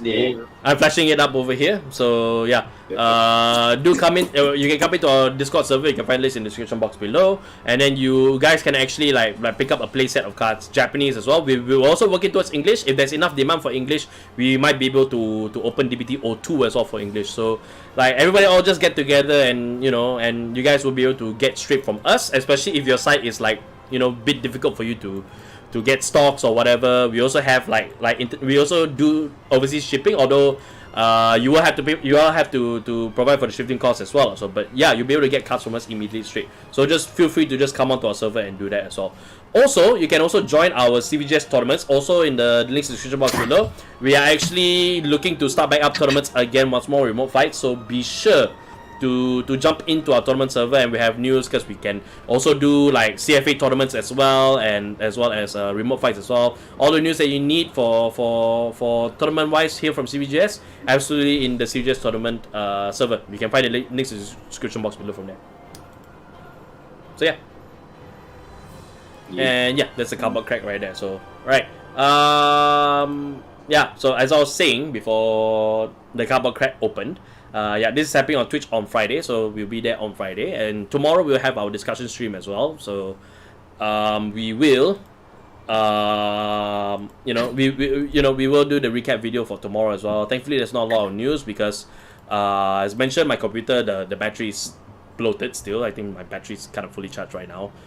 Not yet, but I do have to turn off the power source eventually. So, but yeah, stuff happening still here on CVGS. Although fight videos will slow down a little bit, but that will be rectified very, very soon because I do have the technician coming down to my house to replace my battery. I need to make Battle Spirits videos. Yes. Die. Yes. That editor. Oh, they changed the logo and everything. Nice. Kazu says too hot to finish the highlight for Caps Kara, so no worries, Kazu. Take your time, take your time. The weather is like comfort level is very important for artists, so I should know. So yeah. Wait, why does the standard card is still V standard cards? No, it's like they just put the nations in like another tab, so it's easier. Programming is easier that way. It's easier to add new Trying code to than draw new- non-existing sprite. Nanny. Huh? Huh? Non-existent sprite means the card don't exist. Yeah. Eh? I thought it was one full package one for the CFA download. Never mind. I just download the full package instead. Screw it. Always has to be the full package. Weren't you supposed to download the full package anyway?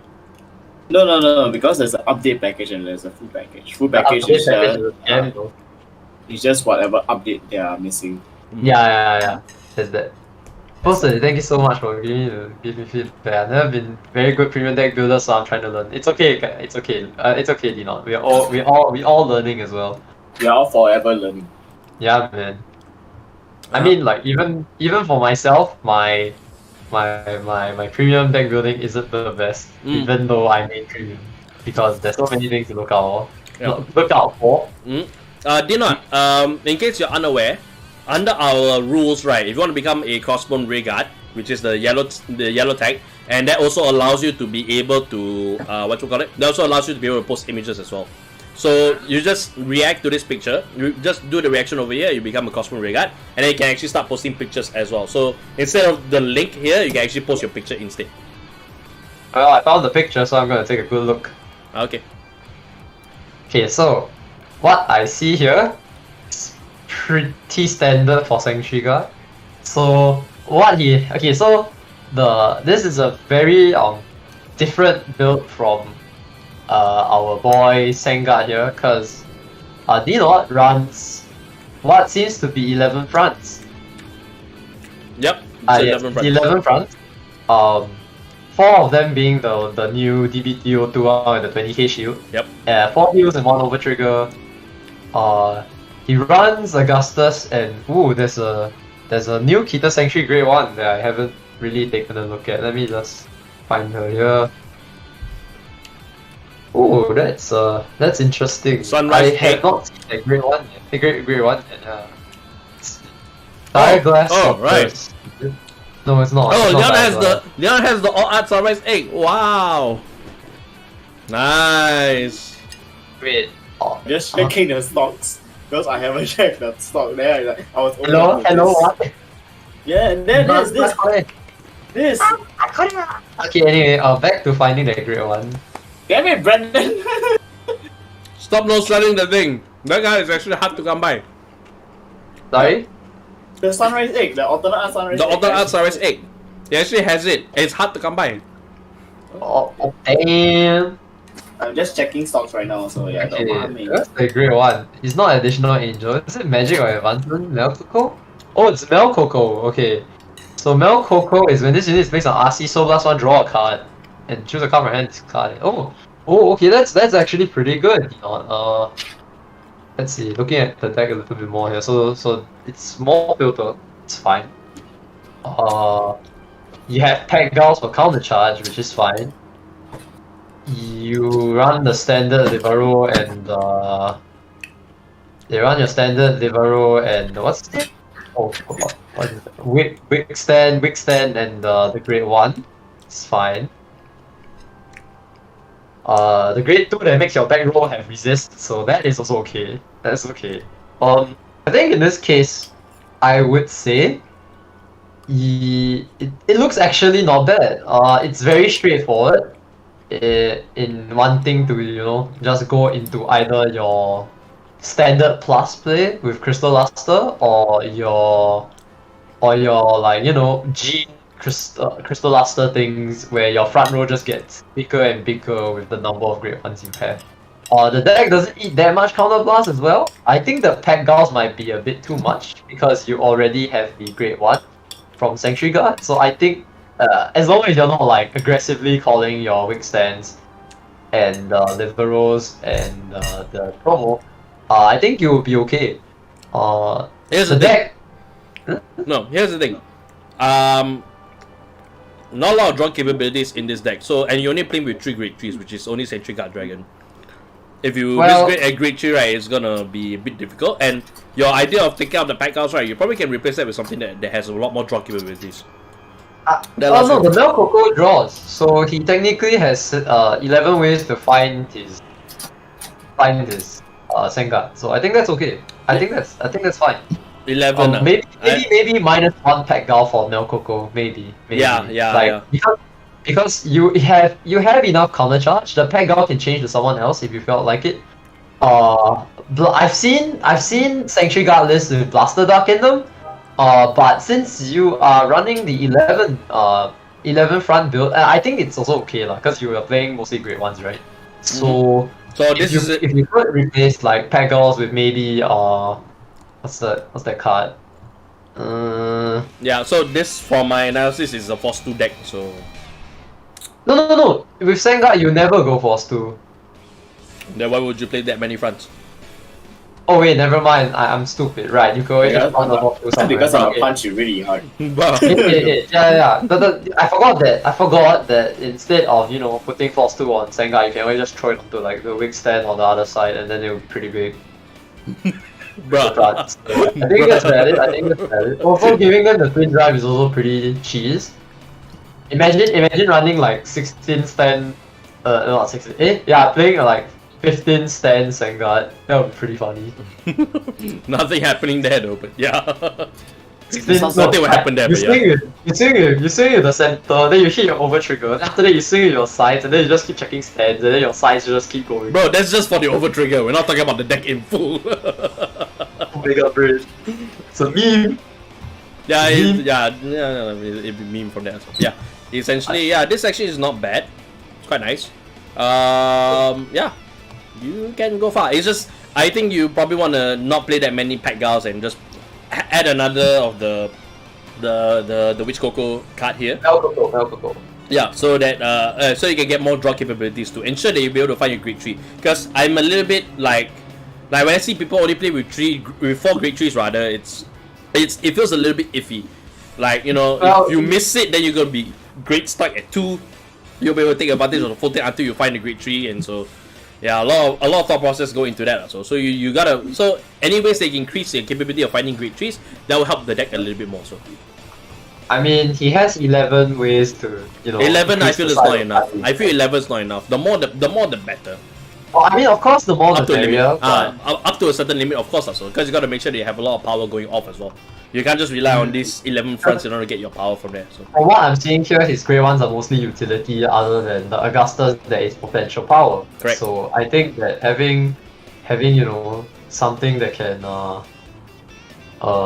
be like maybe a Blaster Dark, just in case, because I've seen lists with Blaster Dark for Vanguard, because grade 2 twin drive is always nice.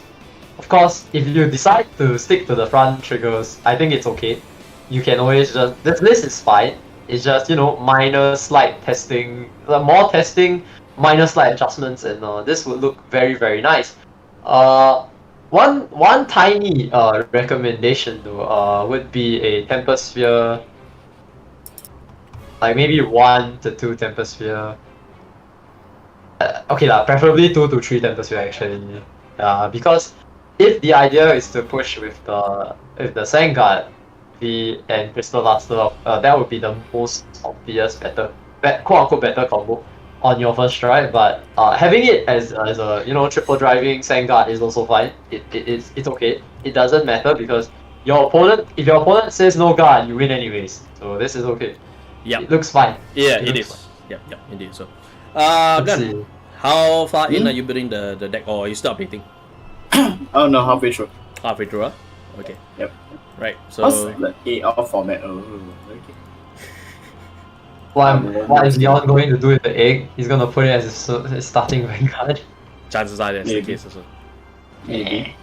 Nah, I'm gonna do something with it because I'm planning a tournament for next Saturday. So maybe you guys get to see the egg. Maybe you guys get to see the egg, but yeah. So, out of context, we've reached the part where we can just pretty much go off topic already. So, I just came across this on Twitter. It's basically Gintama. Did this show cure my depression? Did this show give me depression? I don't have the slightest clue. Gintama. Yeah, Gintama is fun. So it's nonsensical, but it's fun. So. Thank you guys so much. The input really helped a lot. So no problem at all, Dinon. If you're looking for more ideas, especially here on our discussion streams and also on our Discord, would be like 2 great places that you can actually get double. You actually get quite a number of advice as well, especially not just from us, but also from your fellow peers as well. So there's a whole lot of us that can actually put a lot of input into what you have up here. So just ask away. Feel free to ask away. Subaru dancing ducky. Okay. We have a question on the Aurora Battle Princess. Yeah, I'm reading it now. So Alessandro asked if if somehow the flare goes to 0 or negative, would the unit die? No. The answer would be no, because the unit doesn't retire when it hits power 0. This isn't like Duel Masters where if your power is 0, you don't exist. So it would just be a quote-unquote card. Let me clarify it further, Brendan, because you missed out a key important detail. Unless the card says you retire, right? Generally, units that have been reduced to 0 do not be retired. The card literally has to say if the card is reduced to 0, then it is retired. So in the case of Perio Turquoise that you're asking it, you put 2 over there and then they call the unit out, it becomes 0. It stays there as 0. But it doesn't get retired, so because it's just a power, it's not a life. It's just a power. The unit only gets retired, right, when either a skill says they get retired, or if they are attacked, or if the attack hits on them as a rear guard. That will be the only 2 ways that they can retire. So, yep. I started coming up with Overdress so no problem. Very nice. Yep. Yeah, Brendan, how do you screenshot again? You just press S, is it? Just press S and then it says a photo in. TFB, after you build the deck, you just press S. It will show up as the PNG in like the default folder, which I think it might be documents or something also. But yeah. Well, it's not under documents. If you have like a folder dedicated to it, it will just automatically go there. It's on the same page as the app itself, so I think it should be on the same page as the app itself. Yeah, that's what I was asking. Where's the default? So, yeah. So no problem, Alejandro. We are here to help.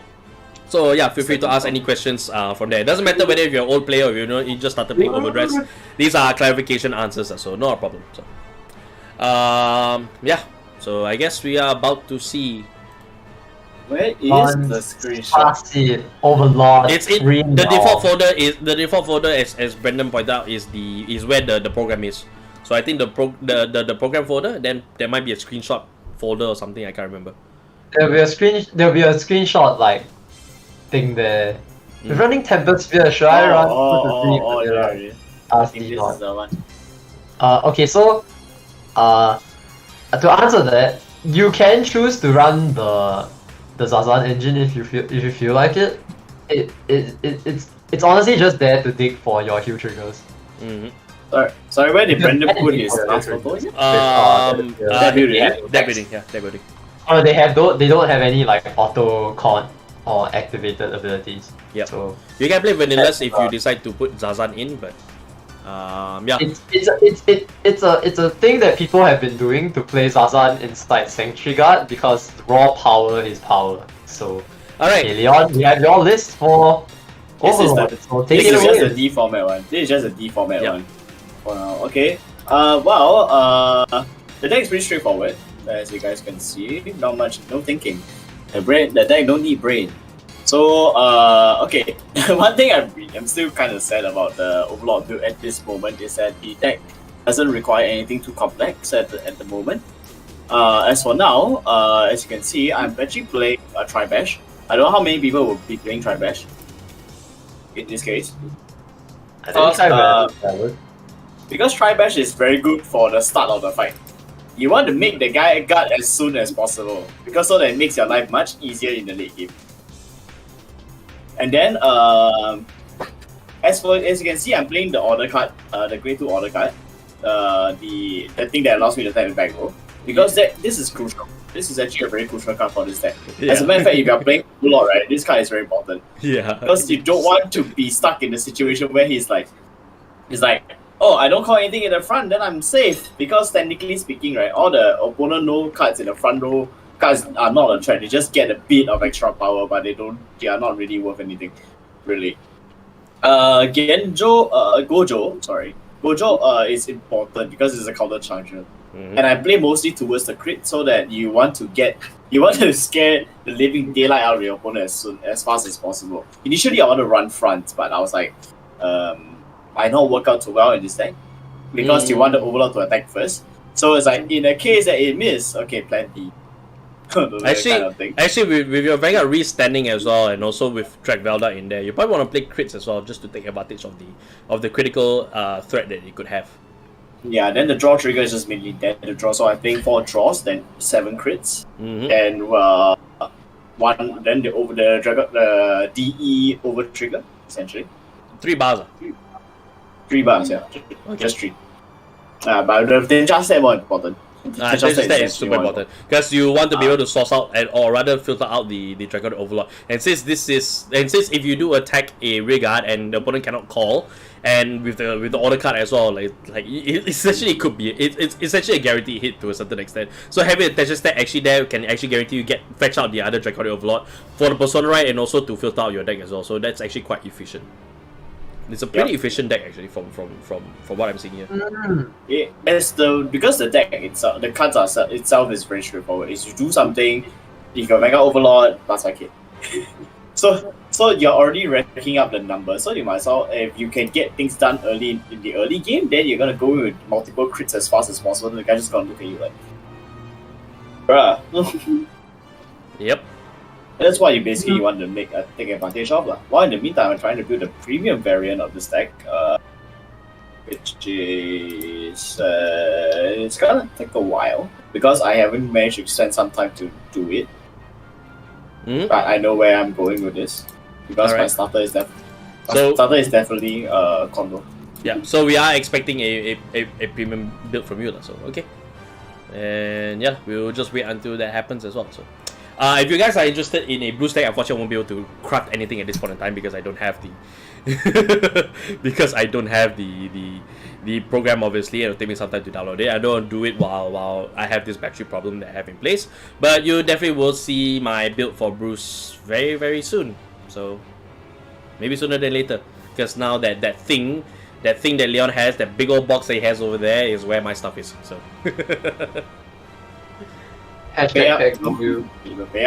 So again, if you guys are looking to get Japanese cards for Vanguard, feel free to let me know in my DM, and then we can sort something out. Especially if you're overseas, if you're local, then you definitely can meet me up at somewhere. In Singapore, and then we can hit us up with the new shop. Yeah. Overseas, the new shop is still in work in progress. Correct. So yeah, and more importantly, also for overseas, we can have cards sent to you as well. They will take a bit more time, but you guys can purchase your cards straight from us, and of course, with the whole the shipping cost also as well. So that's why we need you to PM for more details, so we can actually work out the full cost as to how much it will be and whether if you want to take it up or not. So do PM us on that. So Ooh, a Star Wars meme. Yeah, I mean that one is the meme of July, honestly speaking. So it's hard to not avoid that. So, Rin says, I hope that box has 4 Mabel SPs for Cap. He wish. Nah. No, I I think don't the want 4. most I don't want is 4. I just want the one. to 2 SPs. Yeah, I mean there's 20 SPs in the carton after all. So not all of them can be Mabel. Not all of them can be Mabel. But yeah. But I know I might get at least one. So yeah, just quote me a price when at least. One, you can't count on one, but if you don't have one, it's fine. I can always find somebody that's sending the Mabel SP. So, but yeah lah. I only just get the one. I'm not gonna get 4 in. So, as much as you will goad me to, I will not get 4. I don't have the means to go find 4. I'm actually gonna try with something really stupid with the premium version of this deck. I'm gonna try something really dumb. Do so.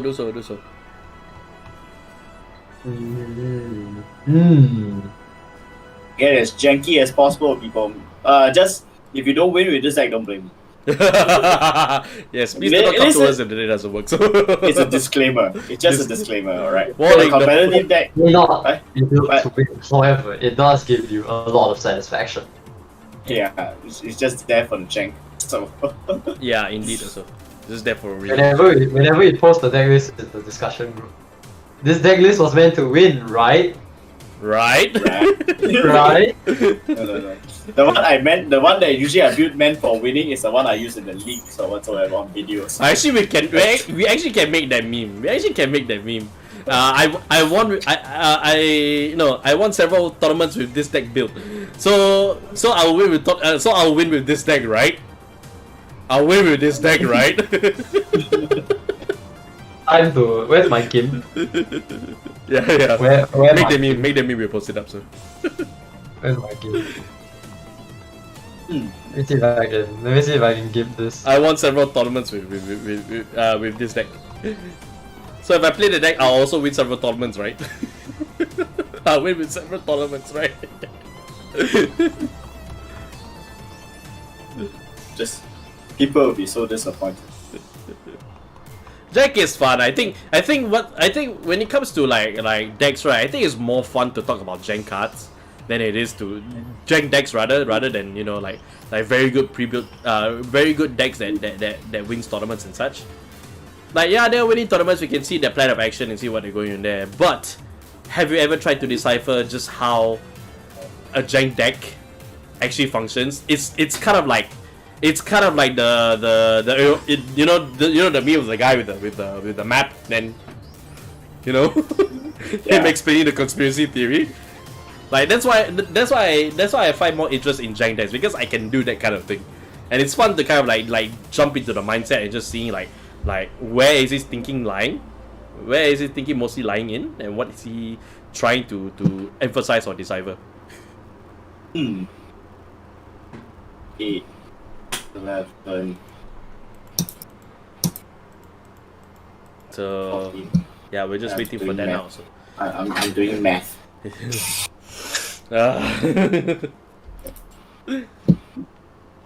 This is gonna be damn fun to play. I kind of love this thing so much. Let's see. Let's get it going.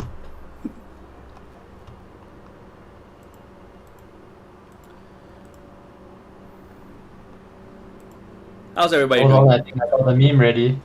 Oh, you already have the meme ready? Put it up in general. Put it in Of course general. I am.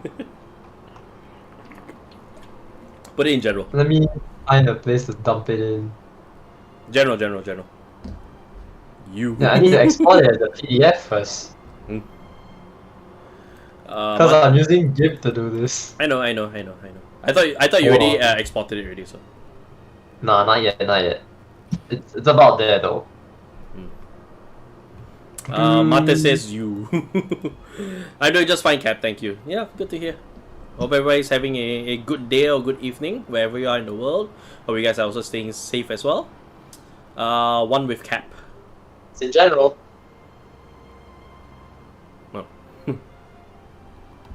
Oh, done. Oh, you done the thing. So alright. It's in general. Huh? Alright. So here we go. I won with this deck, look, so that means I'll win, right? No, you should repeat the line, so that means I'll win, right? So that means I'll win, right? No, I thought it was like there was a difference in the connotation. No, of that. the thing is they repeat the look at me teaching memes. They repeat the line, like the line is emphasized in full. The line is kind of emphasized in full. So wait. yeah, and also right, the Anakin side, right? I won several tournaments with this deck. So that means I'll win with this, right? So that means I'll win with this, right? The work in progress for Bruce. Kazu, do you want everybody to see? Or do you want to keep it private first?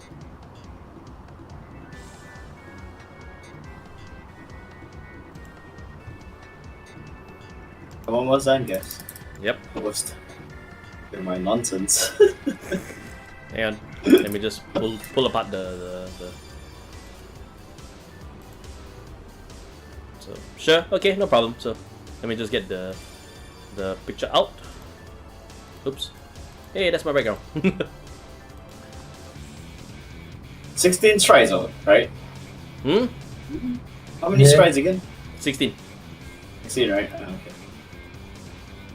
Just want to be sure. Alright, so in case you guys aren't aware, Kazu decided to do some fan art for us, and this is what she's done for me so far.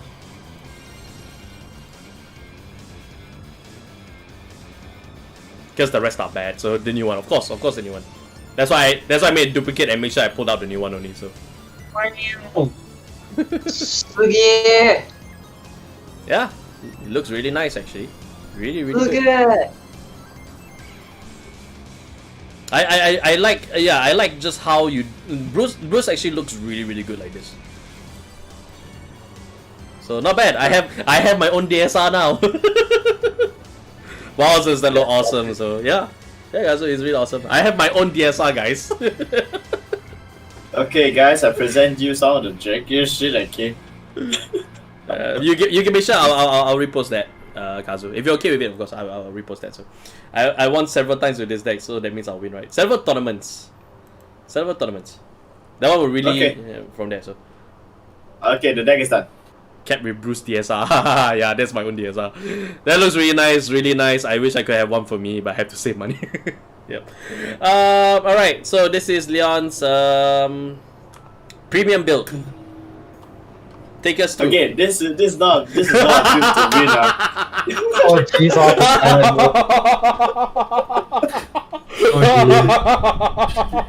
Oh, I know where this is going already. This is not built to win, okay? Just a reminder, this is not built to win. This is built to annoy. This is built to annoy. This is just built to annoy, alright? Daylight out of me, so. Okay, so what's going on here is that, as you can see, I'm actually playing balanced triggers from the old days. Okay, before I go into the trigger lineup, just let me go through the deck really quickly. As you can see, this deck is full of ways to search for things. It's all about filtering out all the great trees out of your deck as soon as possible. As you can see, I'm running like the Lava Flow, I'm running Commander Conroe. I'm also running the 4 bar because I actually do want to do the right chain with this thing. Because why not? Okay. Yeah. Oh, I just realized I missed out the order card. Oh, yeah. I need to go and I need to put in the order card. Sorry, be right back. It's not supposed to be like that. So I'm not used to seeing order cards. It's so weird. My question I have would be, why not the old Striken? Actually, the old Striken isn't the old Striken the same as the new one? Except the new one has No. slightly better. The new one has a draw. The old one has a +5k defense. Yeah, exactly. Exactly. Let me just look up the Striken. The old Striker has no draw, but he has if your opponent did boost the card +5k, and he gets attacked. He has that. Yeah. I remember people wanting to put old Striken because old Striken doesn't need counter blast, so you won't get damage tonight. You won't get damage tonight, that is for sure. That is for sure. You're not wrong. Because it's like when another Kagero rises, you choose on your Vanguard, the unit gets 5k 1 crit at the end of turn. So it's like it's just low cost, get a free crit trigger. in a sense. Really using and abusing the emotes that we have. So which you guys, if you guys want to use those emotes during our live streams and premieres, be sure to hit that join button. That way you can actually support us directly through there and use these emotes straight up. To reduce by grade 1 a little bit. Reducing Just it a just a little little bit. Yeah. Actually, now that I think about it, would Armo be better than Gojo, or is Gojo better than Armo? Elmo is better. Elmo is better. Elmo is Because always better. because Elmo is when a unit is retired, so it doesn't really care. But Gojo needs your Vanguard to hit.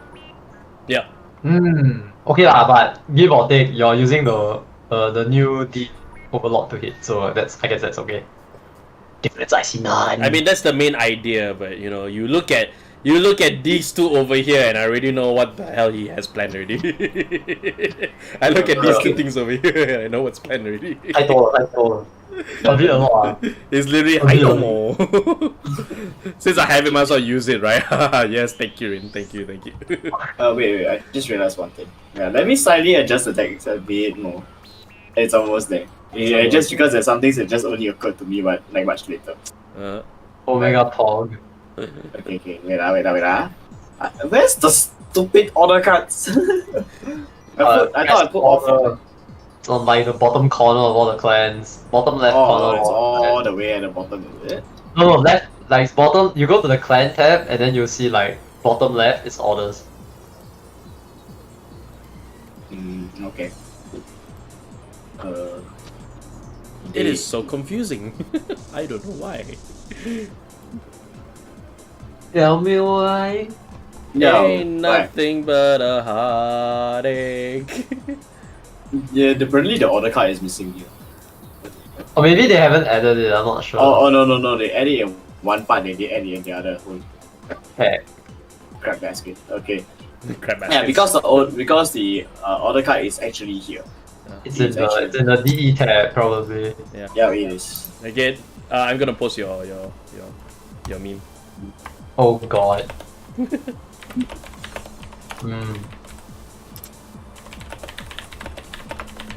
Yeah, I think it's time to light out because man's gotta go to camp.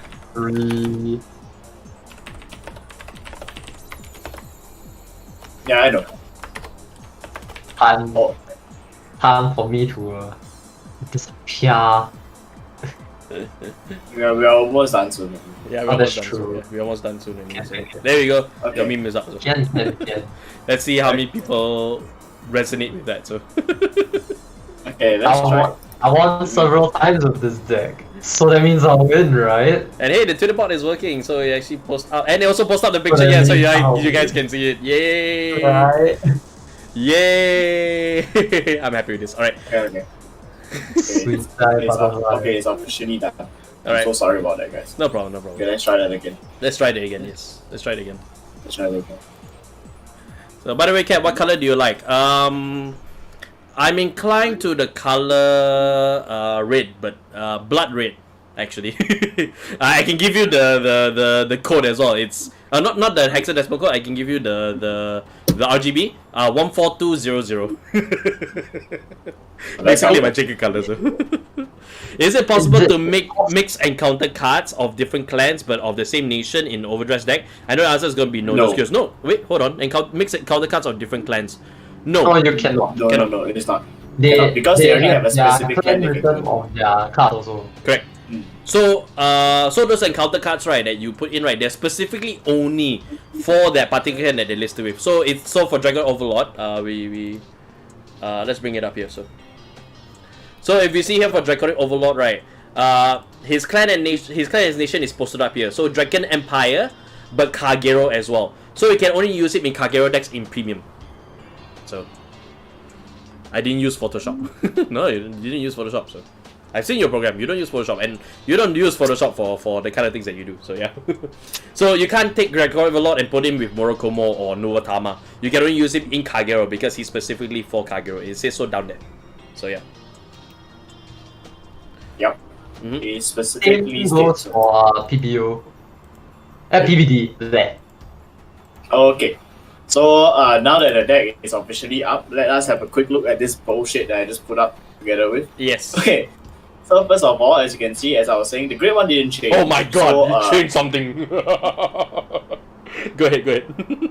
Okay. So the grade 2 lineup is, as you can see, Nehalem is running because it only requires an overlord name Vanguard when you write, so it doesn't give a shit. So you just go on with it. Okay. The other grade 2 for the draw, for the counterblast draw, and then you can send things back. The idea is that you want to send things back. You don't want things to stick around for too long because this deck is going to burn out fairly quickly. As the old Striken, as Brendan reminded me, yes, the old Striken is actually much more helpful because you don't want to get a rush, and then you want them to call things out from their hand because of if your opponent don't boost this card plus IK, and you don't want to get damage denied ultimately, especially when I don't run the grade 3 heal. Yeah. Okay. And then, of course, the grade 3 lineup. Here's the cute part. Okay. I run 1 the cross because the cross is your be all and all. You can go into this and you will not go wrong. Of course, you run 1 DN when you have a cross, naturally. Then I run 3 turnabouts because turnabout is fun. It's gonna get so brainless so fast. Okay. And then I run 3 encounter card version of Draconic Overlord, and I ran 1 version of the original Draconic Overlord. For a very specific reason. Okay, you see, if your opponent decided that they want to really hit your Striker, right, for whatever reason, okay, if they really want to hit your Striker and they decided to call everything out, they will not see this coming, chances are. But now that I said it, okay, you play the order card, okay, and if you actually counterblast on, you will be going in guns blazing with a 21k double crit OG Draconic Overlord on Eternal Flame, and you hit every single one of the bloody things on the table. But if everything succeeds, means you get 5 tri-checks. You get everybody. Everyone! You get a slap, you get a slap, everyone gets a slap.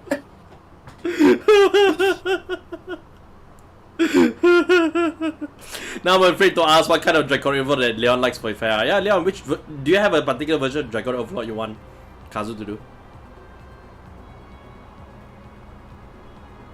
And also, what do you think about that? So, Dreadnought asks, say we get Narukami and counter card in the future. Could we put Overlord and counter card with the D format one? Since they're both Dragon Empire in D format, yes, you actually can. Although chances are they won't mesh very well.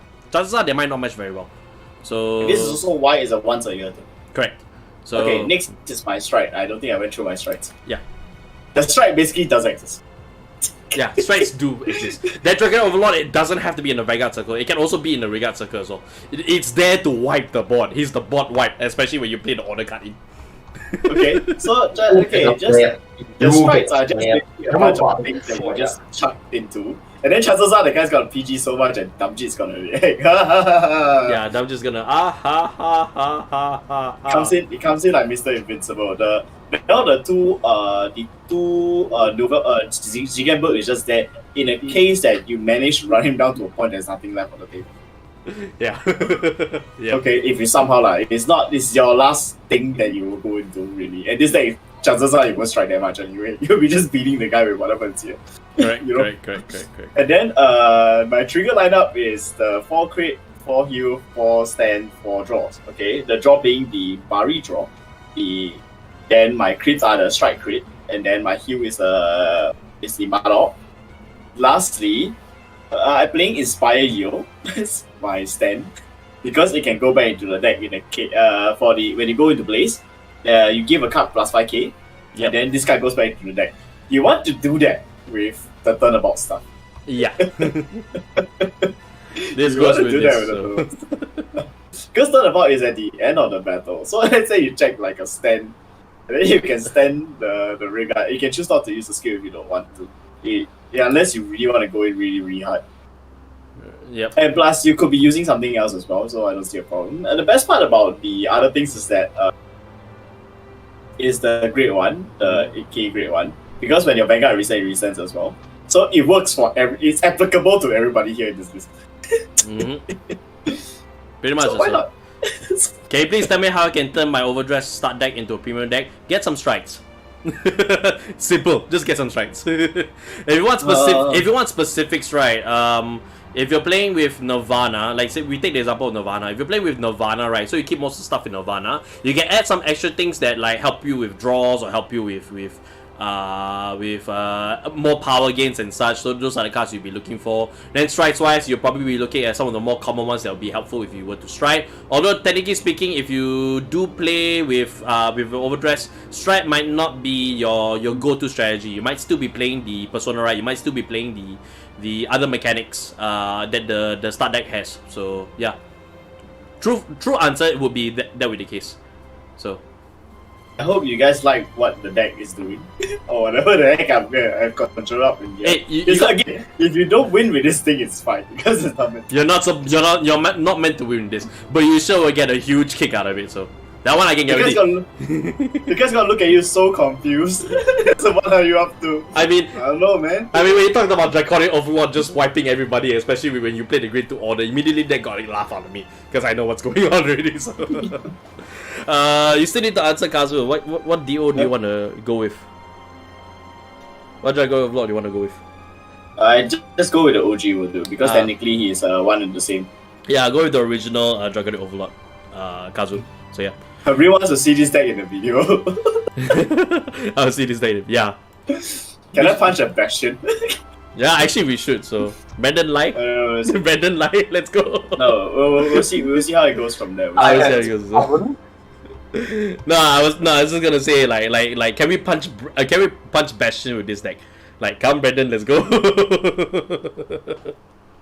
Only because of Toya, because I hate Toya so much right now. Is it possible to turn a Bastion deck into a premium deck? That one may be a bit more difficult because Bastion is dependent on the right line, the right deck in order to effectively ride up. So if you're going with a full grade 3 deck, right, you're gonna have a bad time. So I would not recommend it. Objection! You I can. have an objection! No, I'm saying you can. I'm not saying you cannot, but you will have to be careful about adding way too many grade 3s just to try and trigger for Bastion because you don't have the right deck in premium. You don't have access to that. You're gonna have to fish your ride up normally. So be careful about adding too many grade 3s. So yeah. I will say though, with Vanguard anything is possible. Like that also, but yeah. Kazo is happy. Yes, OG, I don't need to cry on the details. Yeah, imagine if you said the end, man. I would also like to make a small announcement that my deck that I posted in the deck list before is technically illegal, so I'm going to put a new one. What do you mean your deck list is illegal? I have 18 triggers, so it's illegal. Oh, you son of a sub. Oh wait, no, this is not yours. Yeah, technically illegal. So it's okay, I'm putting a new list. 1, 2, 3, 4, 5, 6, 7, 8, 9, 10, 11. Why did nobody spot this? Yeah, there's way too many here. The only reason why we didn't... Because you forgot the heal triggers up here, right? You half forgot the heal triggers up there, right? Yes, definitely. The grade 3 heals caught me a bit on that, so... Yeah, okay, it's okay. I have a proper list now. Calm down. I got this. All's good. All is good. The idea of the deck didn't change. So yeah, Andrew. Top deck heroes guys actually they do this, but then there's also the official one from that's done by Busho Japan actually. So there's 2 videos of this. And they're not proxy playing; they're playing with the actual cards. So actual card stays at the bottom of my table. Yep. No, but I think the proxy play is fine. Nice, Leon. I'm high on something, don't ask me why. Yeah. We wanna ask you why. We absolutely wanna ask you why. Alright, so yeah, that's fact. So I just shared the top deck hero Discord, just finished uploading a few minutes ago. I see. You just use OG Baga and Premium Bastion, so yeah, you can. How many years do you think Vanguard has? Years to come. Don't underestimate. Yeah, don't think Vanguard is dying because Vanguard has never been more livelier. Honestly, it will not die, and there has been like whispers that Morita, when he came in to do Overdress, right, actually has a 10-year plan for Vanguard. Don't expect Vanguard to die out. it's gonna be here for a very long time.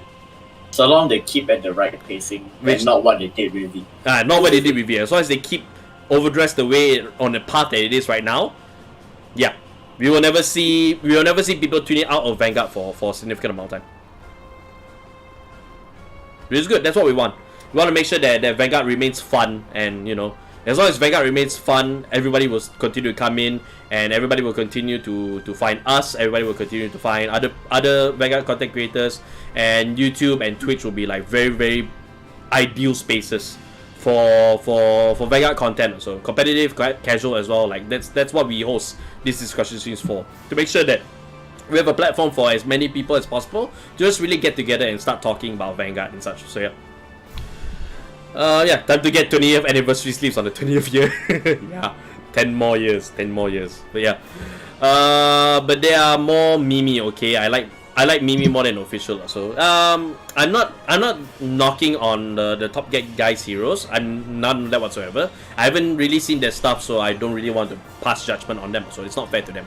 But yeah, in terms of like when we talk about other Vanguard YouTubers as well, right? Especially with what they do and such. Like we want to be able to open. We want to like reach out to them and open to them as well. So, but they are new, so they're kind of self-contained. And if I remember correctly, I think Top Deck Heroes do other card games as well. And they got into Vanguard quite recently as well. So they are getting a lot of views because they are doing proxy plays. So they're actually just proxying the cards and demoing them as possible. That's how we ended up getting the misplay of the duct tape Blaster Blade Seeker onto Thing Saver from there. But yeah lah. It's actually like these guys are doing good content also. These guys do good content, and they got a lot of views, so it has to be good content. So yeah, it's not. I will never knock on any other like any other person. Like that's just not how we do it. Especially with me trying to reach out and to get people on the show and also do stuff for them as well. So on and so forth. So yeah, they aren't that young, surprisingly. Yeah, I've seen them. They're not young. They're like me and Leon. They're like around our age group. So yeah. All the more we shouldn't knock on each other. All the more we should try and support each other as much as possible. So, Luke says I'm having too much fun playing Vanguard for my own good. That's why I want to teach younger players how to play it, so there's a new generation to come. So absolutely, and as long as the game continues to be good, Vanguard will definitely continue to be a very good game to teach to a younger audience. No matter what, it's actually a really good game, and even families, like if they're looking for a game night, like this is a very good kitchen table game that they can actually pick up and just play between family members, mom, dad, kids together.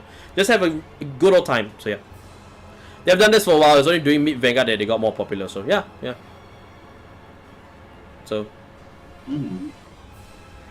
Right. I think we should end up the stream, right? Because it's almost 11. Yeah, it's almost 11. And Brandon needs to go and sleep. Correct. Because he's got work in the morning. In the meantime, you reduce the number of fronts. Okay, Ken, this works. Okay. Right. Okay, so that's it from us. Thank you guys everybody joining us for the discussion stream. I definitely got quite a bit to write up. So even though the recap video is going to be very short, which is fortunate for me, but there's quite a lot to talk about also. And I'm going to have some fun with the cold opening, and I hope you guys will see the cold opening and just enjoy the ever-loving hell out of it. So I think it's going to be fun for me to shoot it. So alright, with all that said, thank you guys again once again for joining us. Do be sure to join our Discord as well, and be sure to be sure to follow the links in the screenshot below to our socials, to our Twitch as well, to many other places as well. Andrew says, we haven't talked about Gundam yet. Andrew, Leon tried to call you for Gundam, but you weren't there. Like, let me scroll. We can talk about Gundam on Discord, on a chat or something. So don't worry. Yeah, we will do that soon. Yeah. So feel free to do that. So bye, I love your videos. Thank you very much, Blitz. Thank you very much for that. Hope you continue to look forward to them as well. Meanwhile, my school club, okay, we need to be friendly to new students who play. Me, we didn't have somebody who have the finance, so yeah, that's the thing is also right. So join us on all of our socials. Again, tomorrow we have our recap video, which you will see tomorrow on the channel here on YouTube. You can I won't be streaming tomorrow, but I will be streaming on Friday for the community challenge that you guys have built up for us. So we will be playing Resident Evil 2 Remake, and it's going to be 6 hours of me sucking. It's going to be a very, very good time, so be sure to head over to our Twitch in the description box below. Again, join our Discord as well, so if you want to get some cards from us, because we are setting up a back-end shop. If you want to interact with other people who enjoy Vanguard as well on our server, this is one place to do it. And so on and so forth. There's many good things that's happening here on the server, so do be sure to join our Discord. Links in the description box below. If you are looking for tournaments and such, we also have our CVGS tournament Discord as well. Again, links in the description box below. Just be sure to join out because we are going to try and restart tournaments again. So yeah, we're going to start up tournaments again, and we're going to have some more fun stuff in tournament form as well. So be sure to do all of those things as well. So once again, if you need cards, pre-order is currently up for DBTO2, although release date is this Friday, but you can still do the orders. And if you need anything else, just feel free to DM. Yes, feel free to DM straight to us, and we do our best to get these cards straight to you. So do be sure to remember that. So right, with all that said, do you guys have anything else that you want to add on before we sign off? Already done so. Already done so. Brendan? Or is he on mute? Oh, okay. You okay. Nothing else to add on now, Brendan? No, I'm not on mute, but I really enjoyed doing the stream. Thank you It's been the right time. Thank you very much for the episode. You'll be the permanent Dempster replacement. Yeah, it'd be nice if we have you on as well. So, but yeah, my favorite video is Chrono Tiger versus Liberators. I do want to do Chrono Tiger once more, but that's for a different time. So, right. With all that said, thank you guys again for joining us, and we'll see you in the next video. Bye-bye!